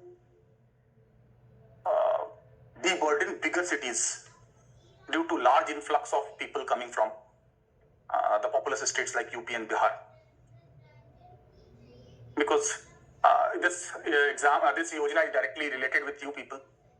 So here, not faculties from Delhi, but those who have worked as administrators in UP will be guiding students and aspirants. So this is from A. From B, Bal Seva Yojana. ABCD, as I said, Bal Seva Yojana. Under this scheme, the children who have lost their parents due to COVID, they will be given rupees 4,000 per month till 18 years of age. After that, they will be given laptops for skill development, for training. So this is Bal Seva, means those who lost their parents during COVID-19. They will be given this Bal Seva, as the name suggests. Seva to Bal, Bal means children, because if they become orphan, they should not be left at large. UP government will come forward to provide them. Although Yogi Adityanath claimed that the number of deaths in UP was only 22,000, while it was 6 lakhs in US, while population was almost roughly the same. That he publicly claimed in one of his interview. He compared also death toll in UP in relation to Brazil.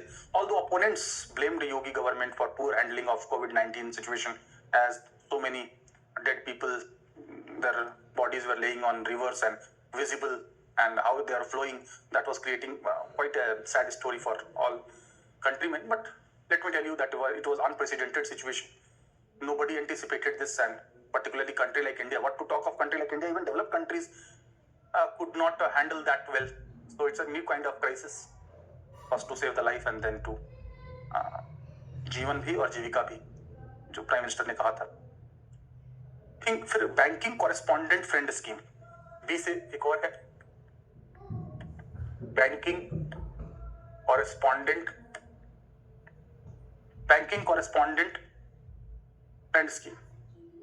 Bank सखी also it is called, BC, bank सखी. So banking services would be provided to women by women staff. Women staff will be providing banking services to women.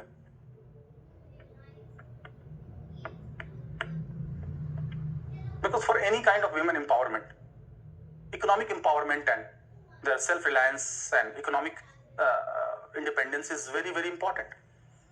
And often women are shy in going to banks or inquiring. They are not comfortable with, because most of the banks are manned by males.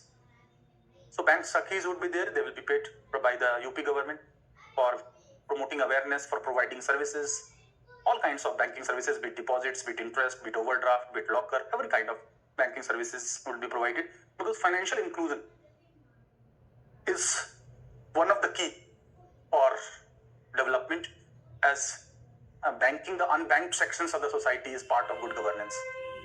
Financial inclusion, inclusive growth, inclusive development. So they have to be there. Then ABC, composite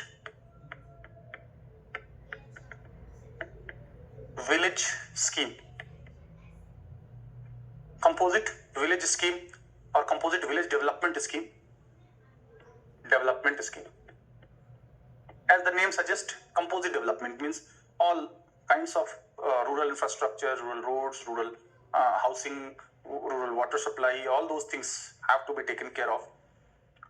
So in that composite village development scheme, in order to recognize the martyrs, those who have led their life for national service, and in order to commemorate their contribution, to recognize their contribution for the nation, there would be martyr village, Shaheed village, for those personals who have lost their life or who have laid their life for the national cause. They will be recognized, and people of community would be feeling pride of that. And for that, there is also Gaurav Path has been created. Gaurav Path. This focus is on neglected areas, because in cities you will find street, the name of the street, name of the park based on the martyrs. But in village areas, people must know, people must be feeling pride of, people must recognize the contribution. Those who have made supreme sacrifice, that is life for the nation, they must be taken care of. So this is composite village development scheme. So A, B, C, then D. This is fourth, D. D is Dhyanchand Vijay Path Yojana. Major Dhyanchand, you know, Vijay Path योजना. तो major Dhyanchand, जिनको hockey का जादूगर कहते थे, तो major Dhyanchand और ध्यानचंद विजय पथ योजना. सो पथ मीन्स मार्ग और द सड़क. सो all those players of national who have played at national and international level, their villages and cities will be connected with all-weather road. In order to recognize their contribution, those who belong to UP and they have worked or played at national and international level, in order to recognize their contribution and participation for sake of nation, they're connecting village or city of national and international. One line you have to know, you at least because otherwise if you go into too much detail कि कितना cost है, किस date को लागू हुआ, कब से start हुआ, किस डिस्ट्रिक्ट से स्टार्ट हुआ, तो कोई अंत नहीं है. और वो कोई पूछा भी जाएगा, एक रफ आइडिया होना चाहिए कि हाँ कौन कौन से प्रोग्राम चलाए जा रहे हैं, खिलाड़ियों को कैसे प्रोत्साहन दिया जा रहा है, महिलाओं के लिए क्या किया जा रहा है, कमजोर वर्गों के लिए क्या, बुनकरों के लिए क्या किया जा रहा है, श्रमिकों के लिए क्या किया जा रहा है, SC/STs के लिए और वीकर सेक्शंस के लिए क्या किया जा रहा है, इन जनरल गरीबों के लिए क्या किया जा रहा है. तो ये सब चीजें एक ब्रॉडर अंडरस्टैंडिंग बेस्ड है. तो connectivity to village and city of national international players with all weathered roads, पक्की सड़कों से जोड़ दिया जाएगा उनके शहरों को, उनके गांवों को, ताकि लोगों को प्रेरित किया जा सके कि इन्होंने जिस तरह से नेशनल और इंटरनेशनल खेल के या पदक लाके जैसे यूपी का नाम रोशन किया है, उसी प्रकार से बाकी लोग भी प्रेरित हों, ताकि वो भी खेलों में अच्छा करें. खेलो India initiative launched by Prime Minister Modi, because one of the problem in India, it is seen that India has become sugar capital and fitness level is far more poorer in comparison to many other societies. And in spite of huge population, our tally of medals or medals in international or Asian or Commonwealth Games are not that much satisfactory. In Commonwealth, it is by and large satisfactory, but in Olympics or in Asian Games, it should have been far more. So this is what A, B, C, D, E. E for electronic manufacturing and electrical vehicle both. Electronic manufacturing policy.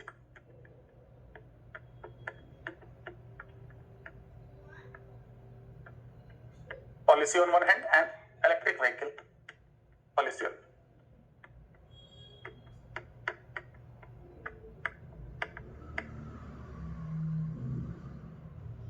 Electric vehicle policy. So first is electronics. So to make UP a hub of electronics, international hub of electronics. So in that Noida or Gautam Buddha Nagar is, and second is Lucknow. Lucknow is state capital and Noida is the economic capital. So to make international hub,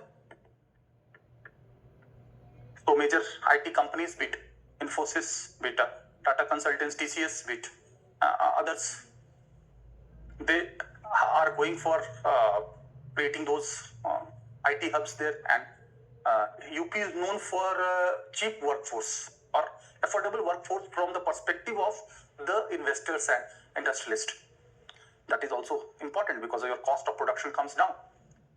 Such wages are correspondingly much higher in Gurgaon and Haryana in comparison to UP. So this is the advantage that the state must take full advantage of.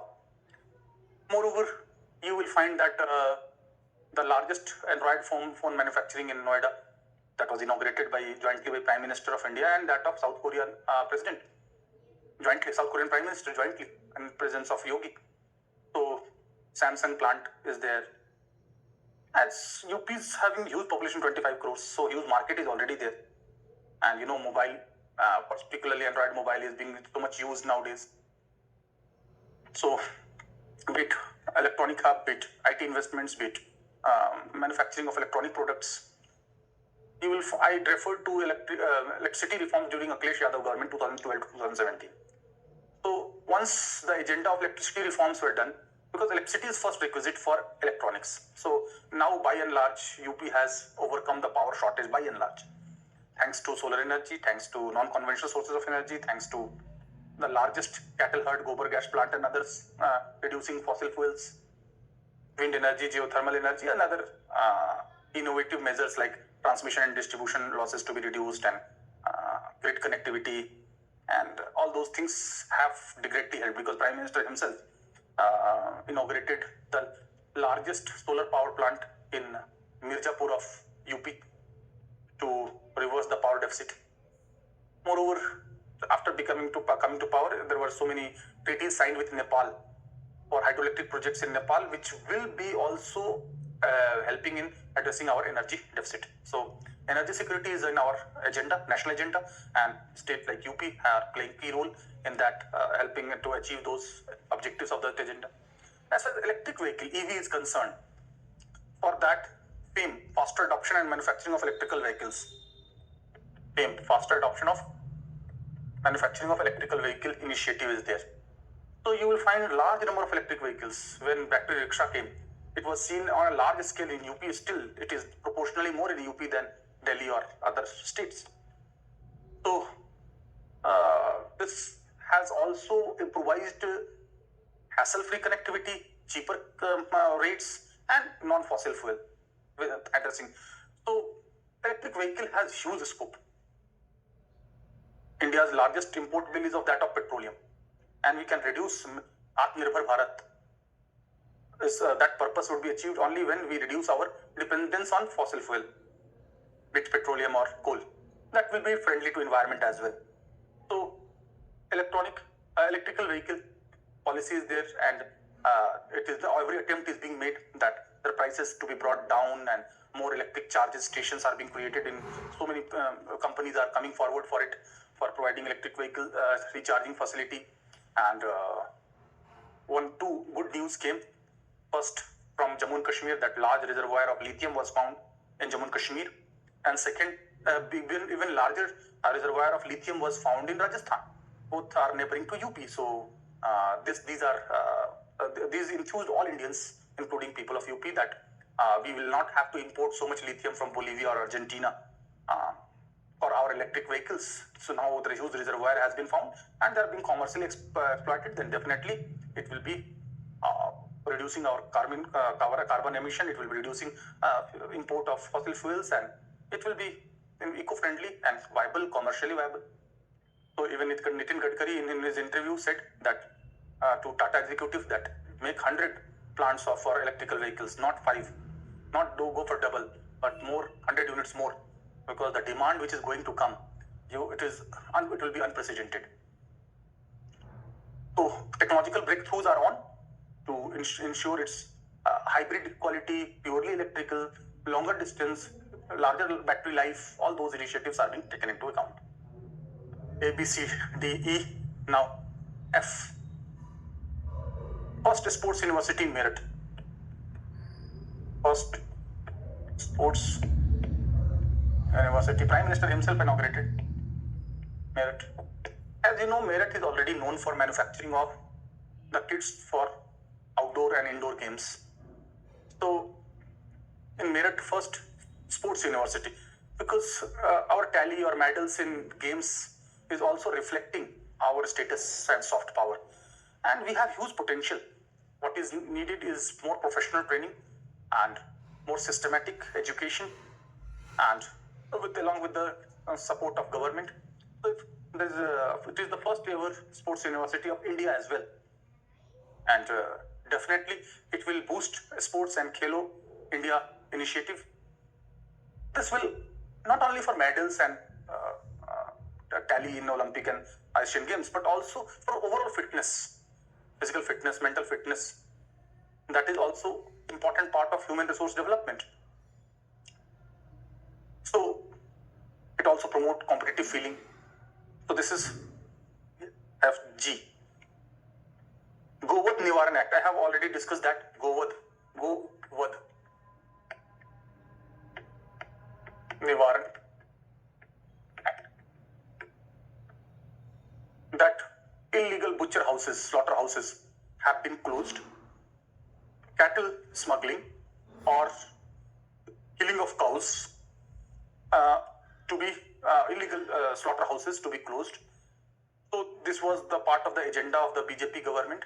Although many critics say that it ill affected tannery industry of Kanpur and Agra, and a large number of people were involved into it. But at the same time, we have certain bad news also, like cow invigilators, mob lynching. Akhlaq was killed for allegedly using beef in his meal.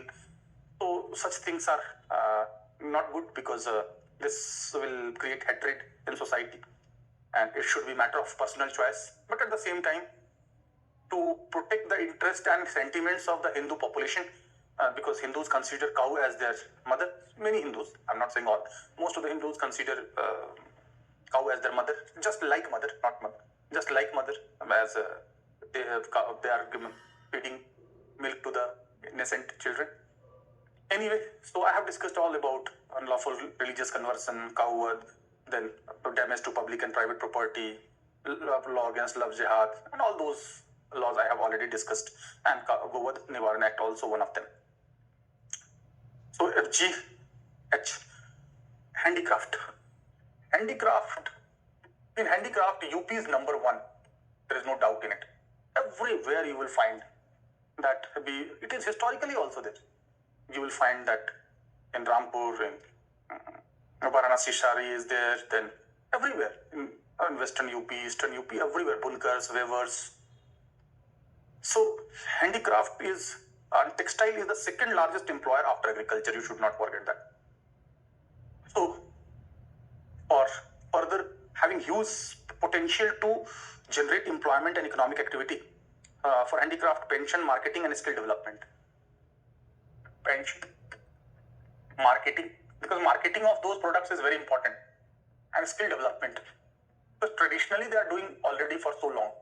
But to make it more productive, to make it more viable, to have more access, more reach, meeting all quality standards, export grade qualities will definitely lead to more income generation. And as I said, textile is the highest employer after agriculture in UP. Hatkarga Bunkar Samman Yojana is there.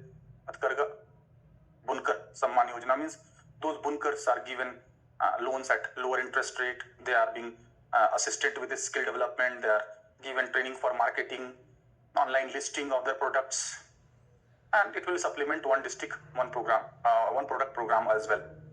So EFGHI, I for investment and investor summit was there, and Yogi claimed that proposals of investment would be more than GDP. So GDP of UP almost 22 lakh crores, but investment proposals of 33 lakh crore came. So he was proved, he got vindicated that such a UP has emerged as one of the favorite destination for ease of doing the business, for investment destination. So next is investments and Invest UP initiative, which is chaired by Chief Minister.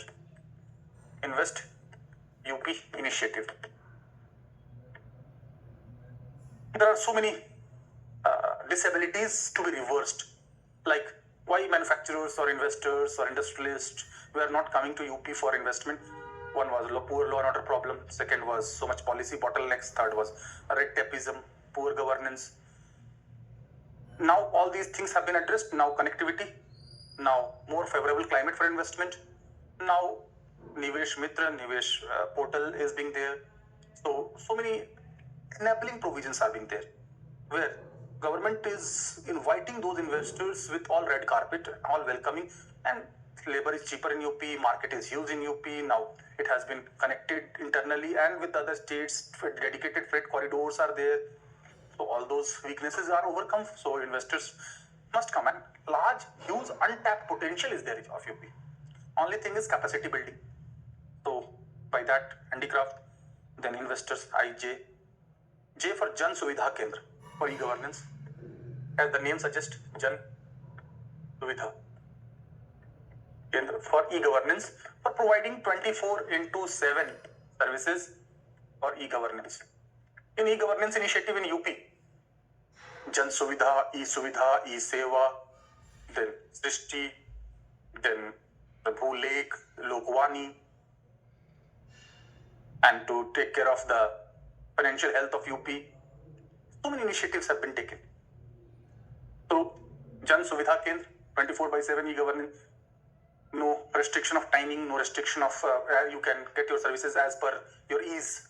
That too by using electronic means in a hassle-free, in a speedier manner. And greater use of information and communication technology has promoted ease of living, ease of doing business, doing away with the bottlenecks, reducing corruption, ensuring accountability, promoting transparency, and no use of discretionary power by officials to exploit them. So these initiatives are quite welcome.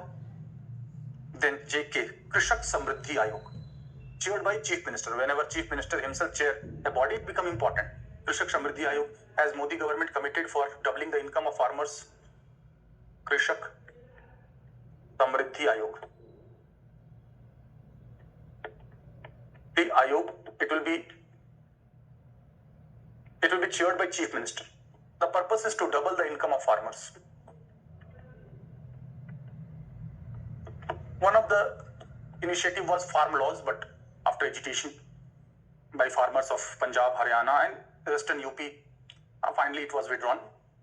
But this does not mean that only law can enhance the income. Other enabling measures, not only that law was doing away with the intermediaries and was going for more private investments and more cold storages and greater role of corporates, and no Essential Commodities Act, no ceiling on holdings. But ultimately that was withdrawn. But other measures like agricultural economic zones are being there. Dedicated freight corridor is there. One district, one product program is there. Cash crops, like UP's farmers are being encouraged to have more cash crops. And Ganna, e-Ganna initiative was there, that Yogi Adityanath claimed that in earlier government only 50,000 crore were dispersed to the farmers, Ganna farmers, but now we are giving 1.5 lakh crores, more than that. So 3 times more payment we are ensuring to the producers of Ganna or sugarcane.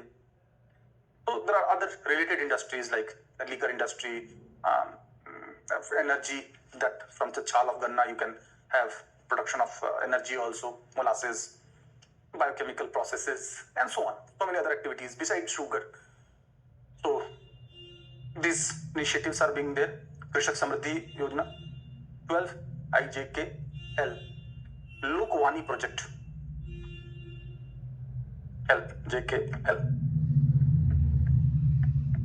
Lokwani, as Lok means people and Wani means voice. So Lokwani project is to provide single window solution for all kinds of documents. Single window solution. Single window platform. Be it birth, be it death, be it income, be it domicile, all to be provided at one platform. This will empower and give voice to the people.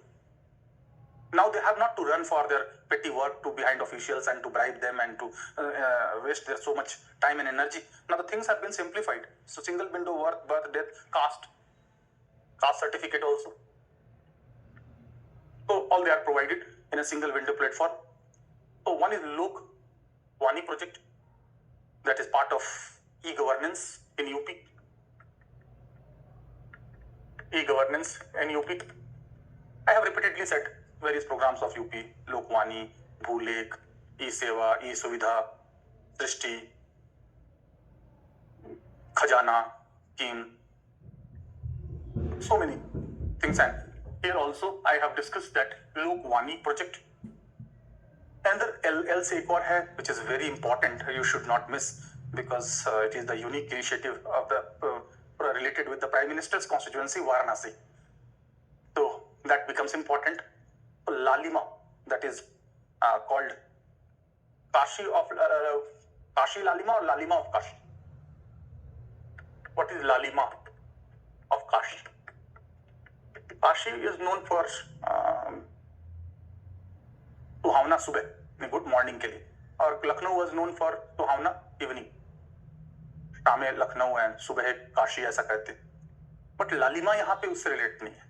यहाँ पे a new variant of lady finger, bindi, red lady finger, because in green lady finger, excess use of fertilizers is one of the problem which is causing biomagnification and cancer.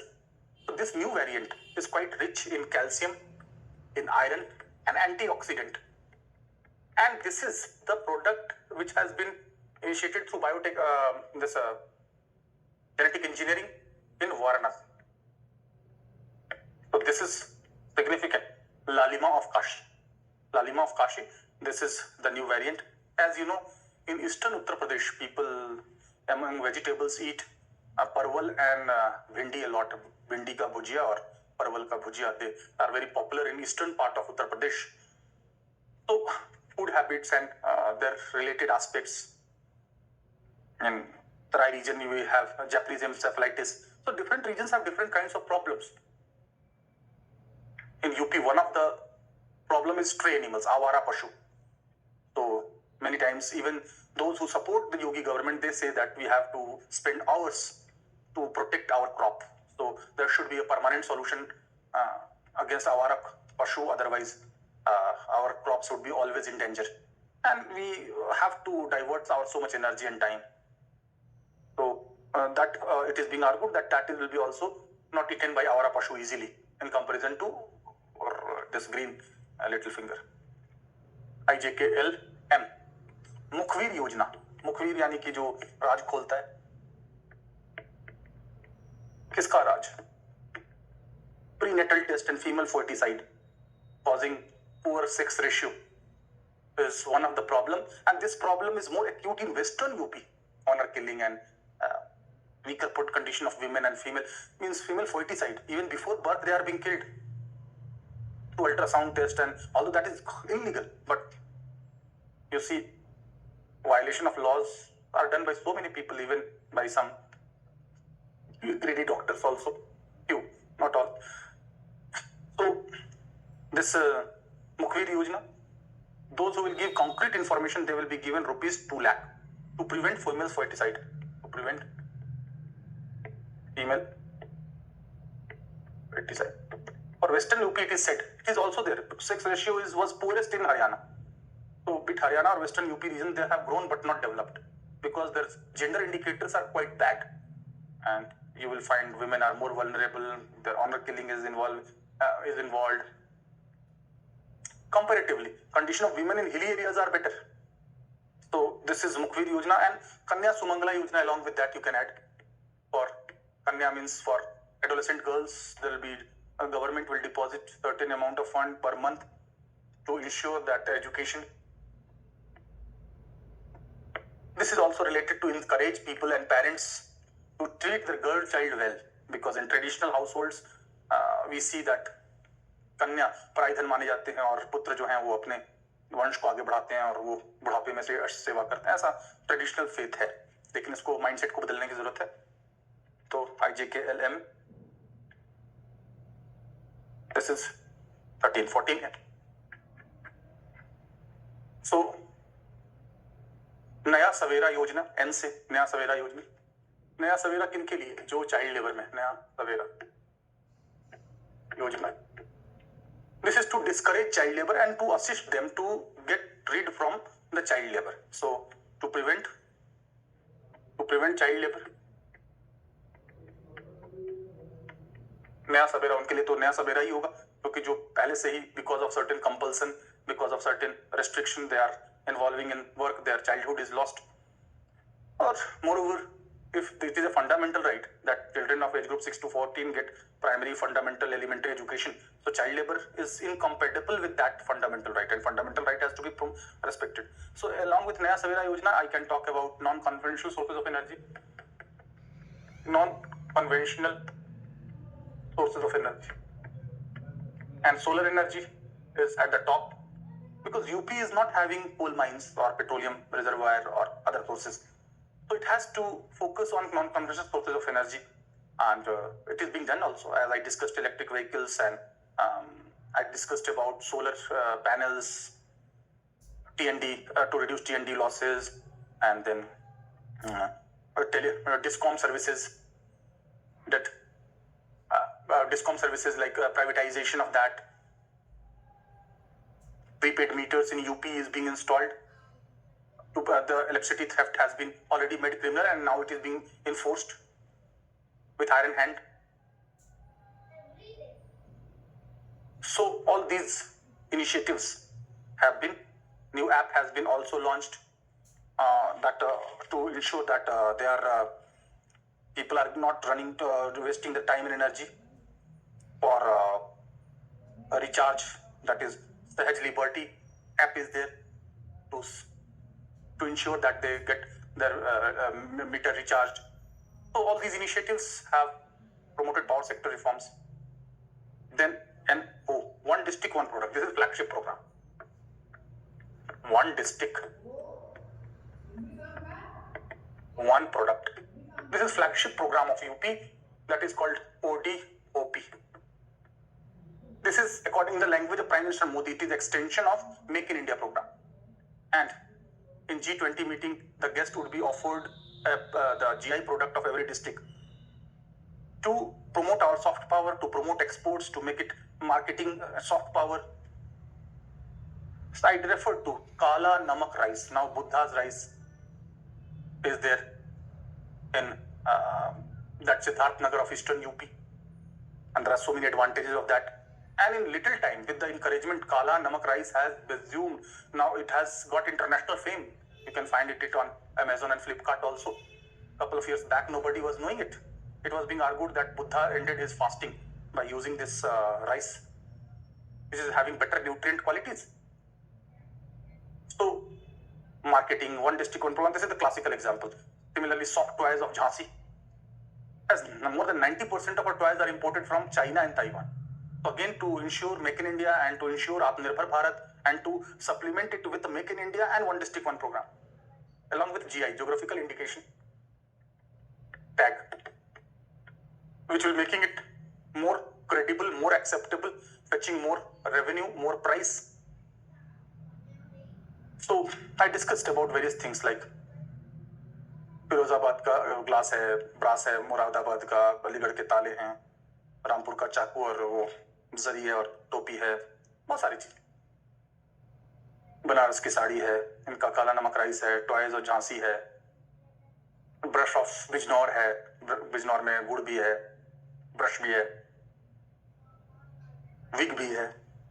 तो बहुत सारे products हैं जो कि one district one programme में they are doing quite well. This is flagship program of UP. I must remind you again. Then Prashad, LMNOP. Prashad. Prashad scheme. This is pilgrimage, rejuvenation and spiritual heritage.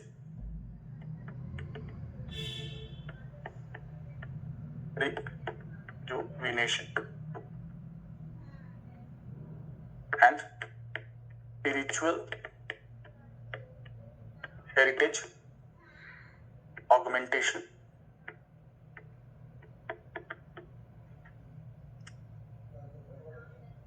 Augmentation drive.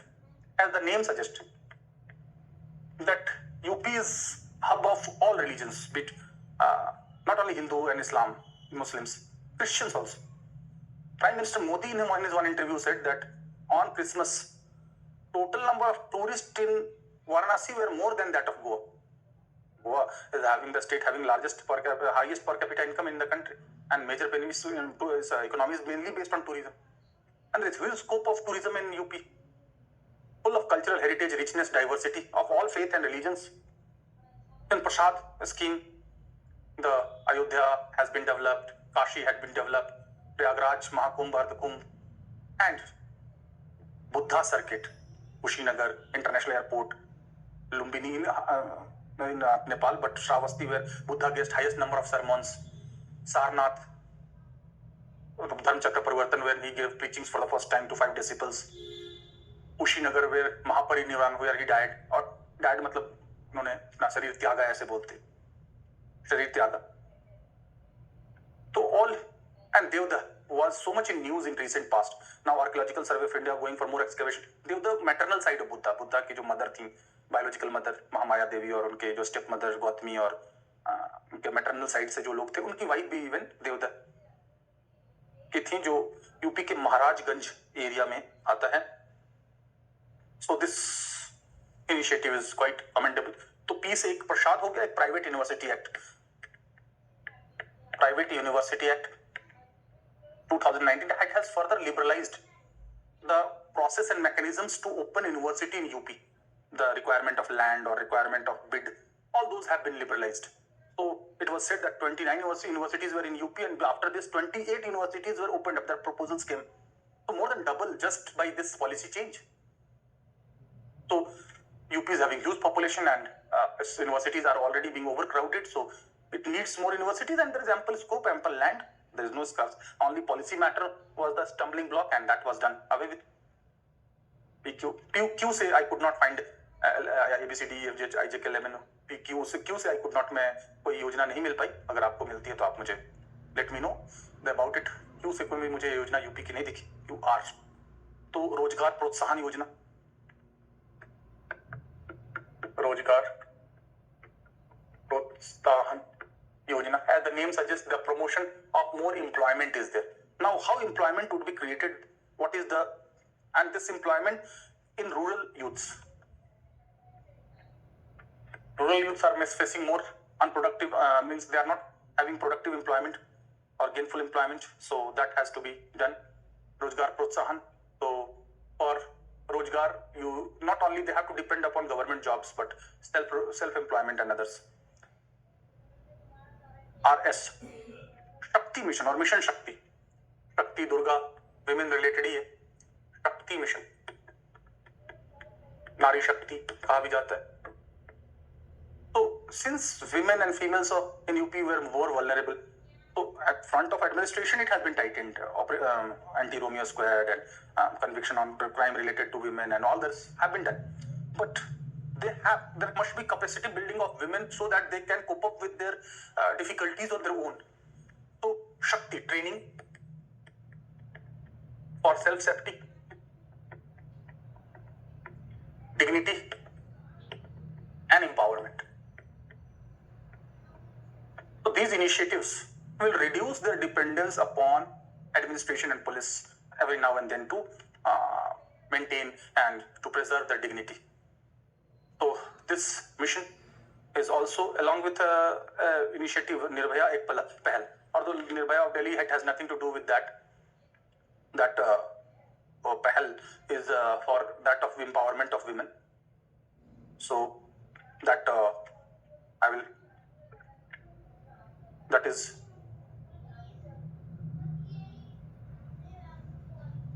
anyway. So that Nirbhaya Ek Pehal to promote entrepreneurship skill among women.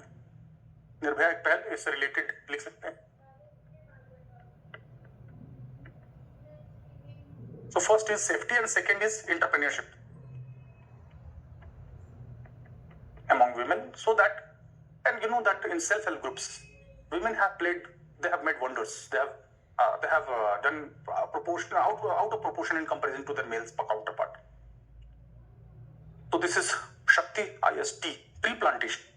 Tree plantation was so much in news. Tree plantation. First oxygen park was created near wetland in UP in Lucknow, and tree plantation 25 crore saplings were distributed free of cost. For tree plantation, that will promote greenery, that will promote oxygen, that will be making it eco-friendly, and moreover, ultimately that will energize the whole atmosphere. And it will also in tune with our forest policy to bring 1/3 of the area under forest cover. So all those benefits it will be bringing. So naturally, and moreover, fruit trees were planted on the banks of the rivers of Ganga, Yamuna, Gomti, Saryu, and others. And incentives were given for farmers to take care of it for longer duration. That will be promoting food security, horticulture,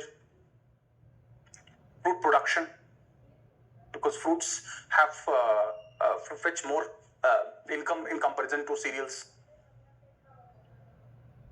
Udyog Bandhu initiative, as the name suggests, Udyog Bandhu initiative means those industrialists who are willing to open industries, they will be incentivized. They will be provided land, hassle-free, lesser interest, all enabling facilities, lesser formalities, easier registration.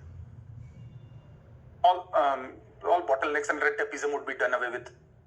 So Udyog Bandhu, as investors summit was being there, global investor summit was there, and all industrialists, major industrialists of India and others were invited there. And there was proposal of 33 lakh crore. UV, Vishwakarma Shram Samman Yojana. Another is V, Vishwakarma Shram Samman Yojana. As Lord Vishwakarma is known for creator. Here, Shram Samman means those who are involved in self-employment, like tailors, like carpenters, like self-employed people like carpenters, weavers, barbers, potters, blacksmiths.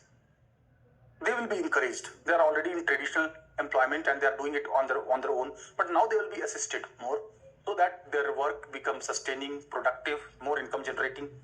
That will add to the GDP of a state as well as their incomes. And once per capita income is raised, definitely all other related activities there will be cascading effect on that also. Then water management. Water management, WXYZ. Jal hai to kal hai.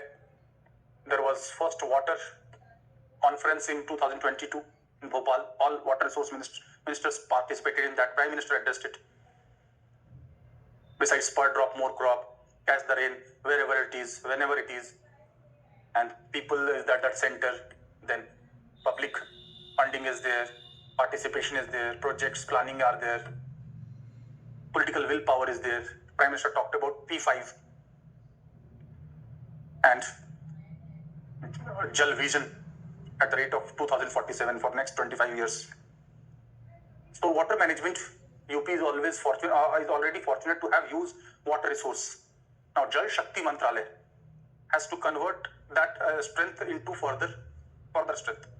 So Atal Bhujal Yojana, or registration for underground submersibles, or water recharging, or water ponds, or preservations, in Betwa interlinking of rivers.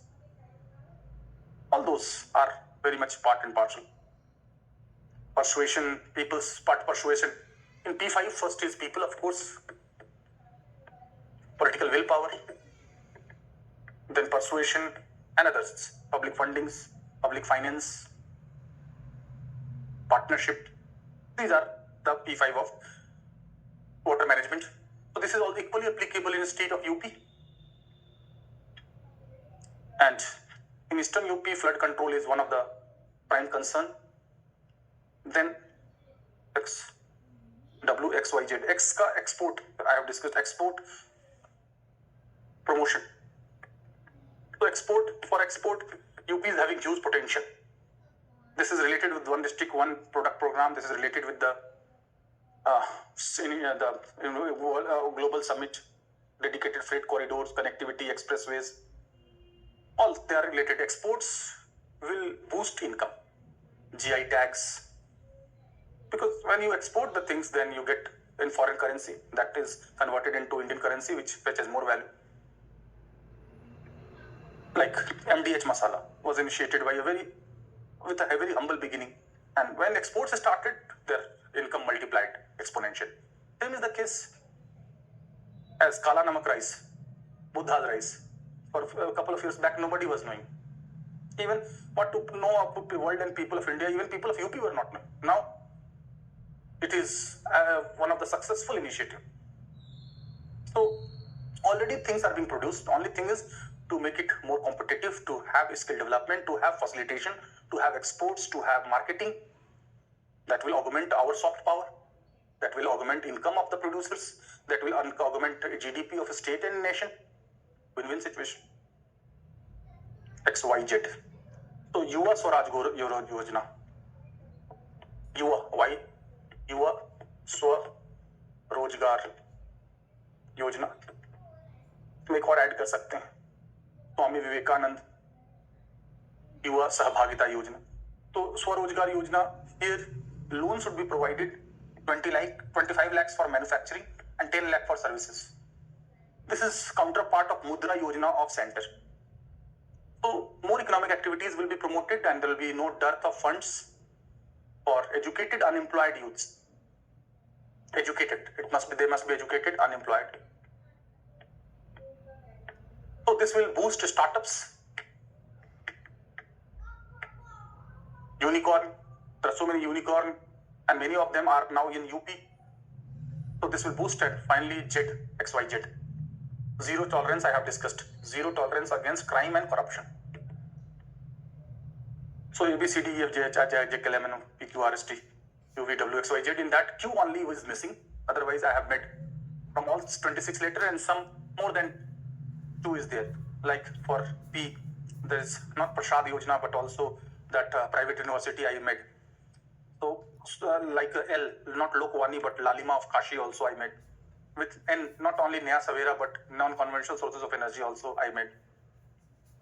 So we have covered comprehensively each and every aspect of UP. But your answer in exam must be based on visualization. See the map of UP always and try to correlate it with product, geography, history, everything.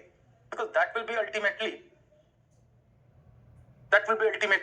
helping you in understanding. For example, everything you try to connect, like in recent past, the wrestlers who have got medals, particularly belong to Haryana, Vinesh Fogart and others have blamed the MP of Gonda for sexual advancement or such things. So, Gonda, here you must focus upon that. You must see that how Gondas, so many people in Delhi are from Gonda. So naturally it is backward region. What is the language? Who is the MP? Brij Bhushan Sharan Singh. How he was in news? What is the politics of that? How in these areas there is tussle between Brahmins and Rajputs. Traditionally also. So whatever you see around, just try to link current with the things around. Like where is Gazipur? Why it is Purvanchal? In Purvanchal में तो यहाँ भी है इसको Purvanchal क्यों कहा? So see the districts which are adjoining to Bihar. See Sonbhadra district and see all the things like Renukoot, Rihand Dam and Renukoot in eastern UP. Everything means what was the project which started from Sitapur district and see that how Mahoba region was in news. Jhansi. So try to see Itawa, means try to link it with political personality, try to link it with the product. Muradabad, Firozabad, Meerut, First Sports University. Places adjoining to Delhi, that is Noida, Greater Noida, Ghaziabad, Shamli, and also in north, this Saharanpur, woodwork in Saharanpur. Tarai region like Saharanpur, Bijnor, Muradabad, Rampur. So how Bareilly, how this region is more prosperous than the eastern part regarding wetland in these regions. Like you will find that Rampur, for example, a politician, Azam Khan belonging to Rampur is there. Priyanka Chopra associated with Bareilly. Pilibhit MP is Menka Gandhi. Means why I am referring that? Because these are already known figures. You are knowing them. But if you link it with the different districts of UP, then it will be in your memory and you will be able to write the answer and give examples to substantiate your answer easily. If you are not like Lakhimpur Kheri, why it was news? Ajay Mishra Teni means issues of farmers, Sikh population in these areas. So plantations, areas adjoining to that of Uttarakhand, pilgrimage places, Kumbh, Mahakumbh, Ardh Kumbh, Varanasi, Prayagraj, all those things. How this every means any district you see randomly, like Kanpur. So Peshwa of Bittur in Kanpur, Kanpur conspiracy case in 1920s, labor movement, Manchester, Tannery in Kanpur, engineering colleges in Kanpur, IT Kanpur, HBTI, GCTI, DAV College, Patthar College.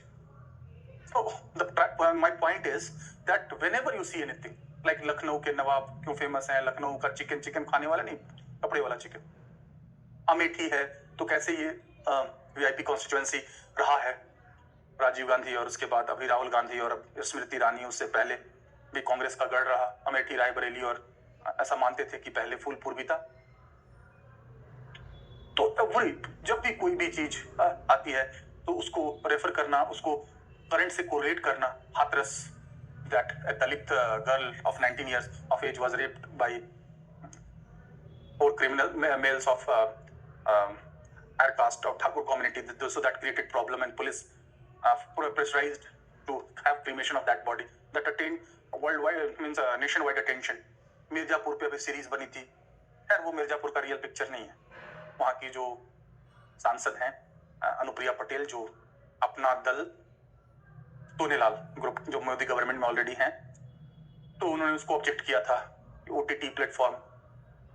हाँ, लेकिन कुछ फिल्मों से reflection मिलता है कि जैसे यहाँ के जो स्टूडेंट्स लीडर्स हैं उन पे बहुत सारी फिल्म, अब भोकाल यहाँ पे बनी नवनीत सिंह सिकेरा पे, और यहाँ पे तो फिल्म हो, करंट हो, इवेंट्स हो, डिस्ट्रिक्ट्स हो, एक्सपोर्ट हो, प्रोडक्ट हो, प्लेस हो, एक्वेंटेंस हो, VIP पर्सनालिटीज हो, पॉलिटिकल पर्सनालिटीज हो, उन सभी से कोरिलेट करना है. अगर ये कर पाते हैं तो कोई भी आंसर लिखने में दिक्कत नहीं आएगी.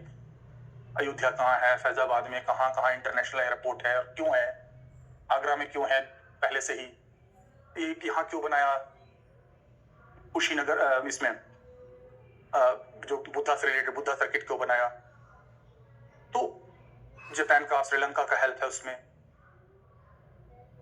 The whole point is that try to see the map of UP all the time. And map का मतलब ज्योग्राफिकल पर्सपेक्टिव से नहीं देखने का.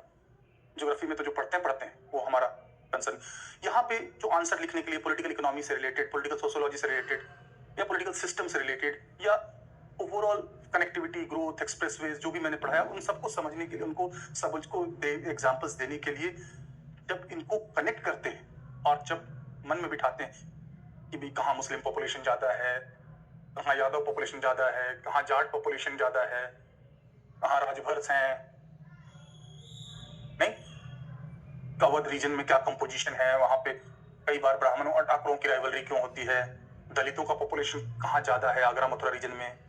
तो हर तरीके से society wise, polity wise, system wise, personality wise, event wise, product wise, economy wise, soil wise, adjoining districts, neighbouring districts, neighbouring states. जैसे मैंने बोला अटल एक्सप्रेसवे, तो इसका नाम क्यों नहीं अटल एक्सप्रेसवे रखा?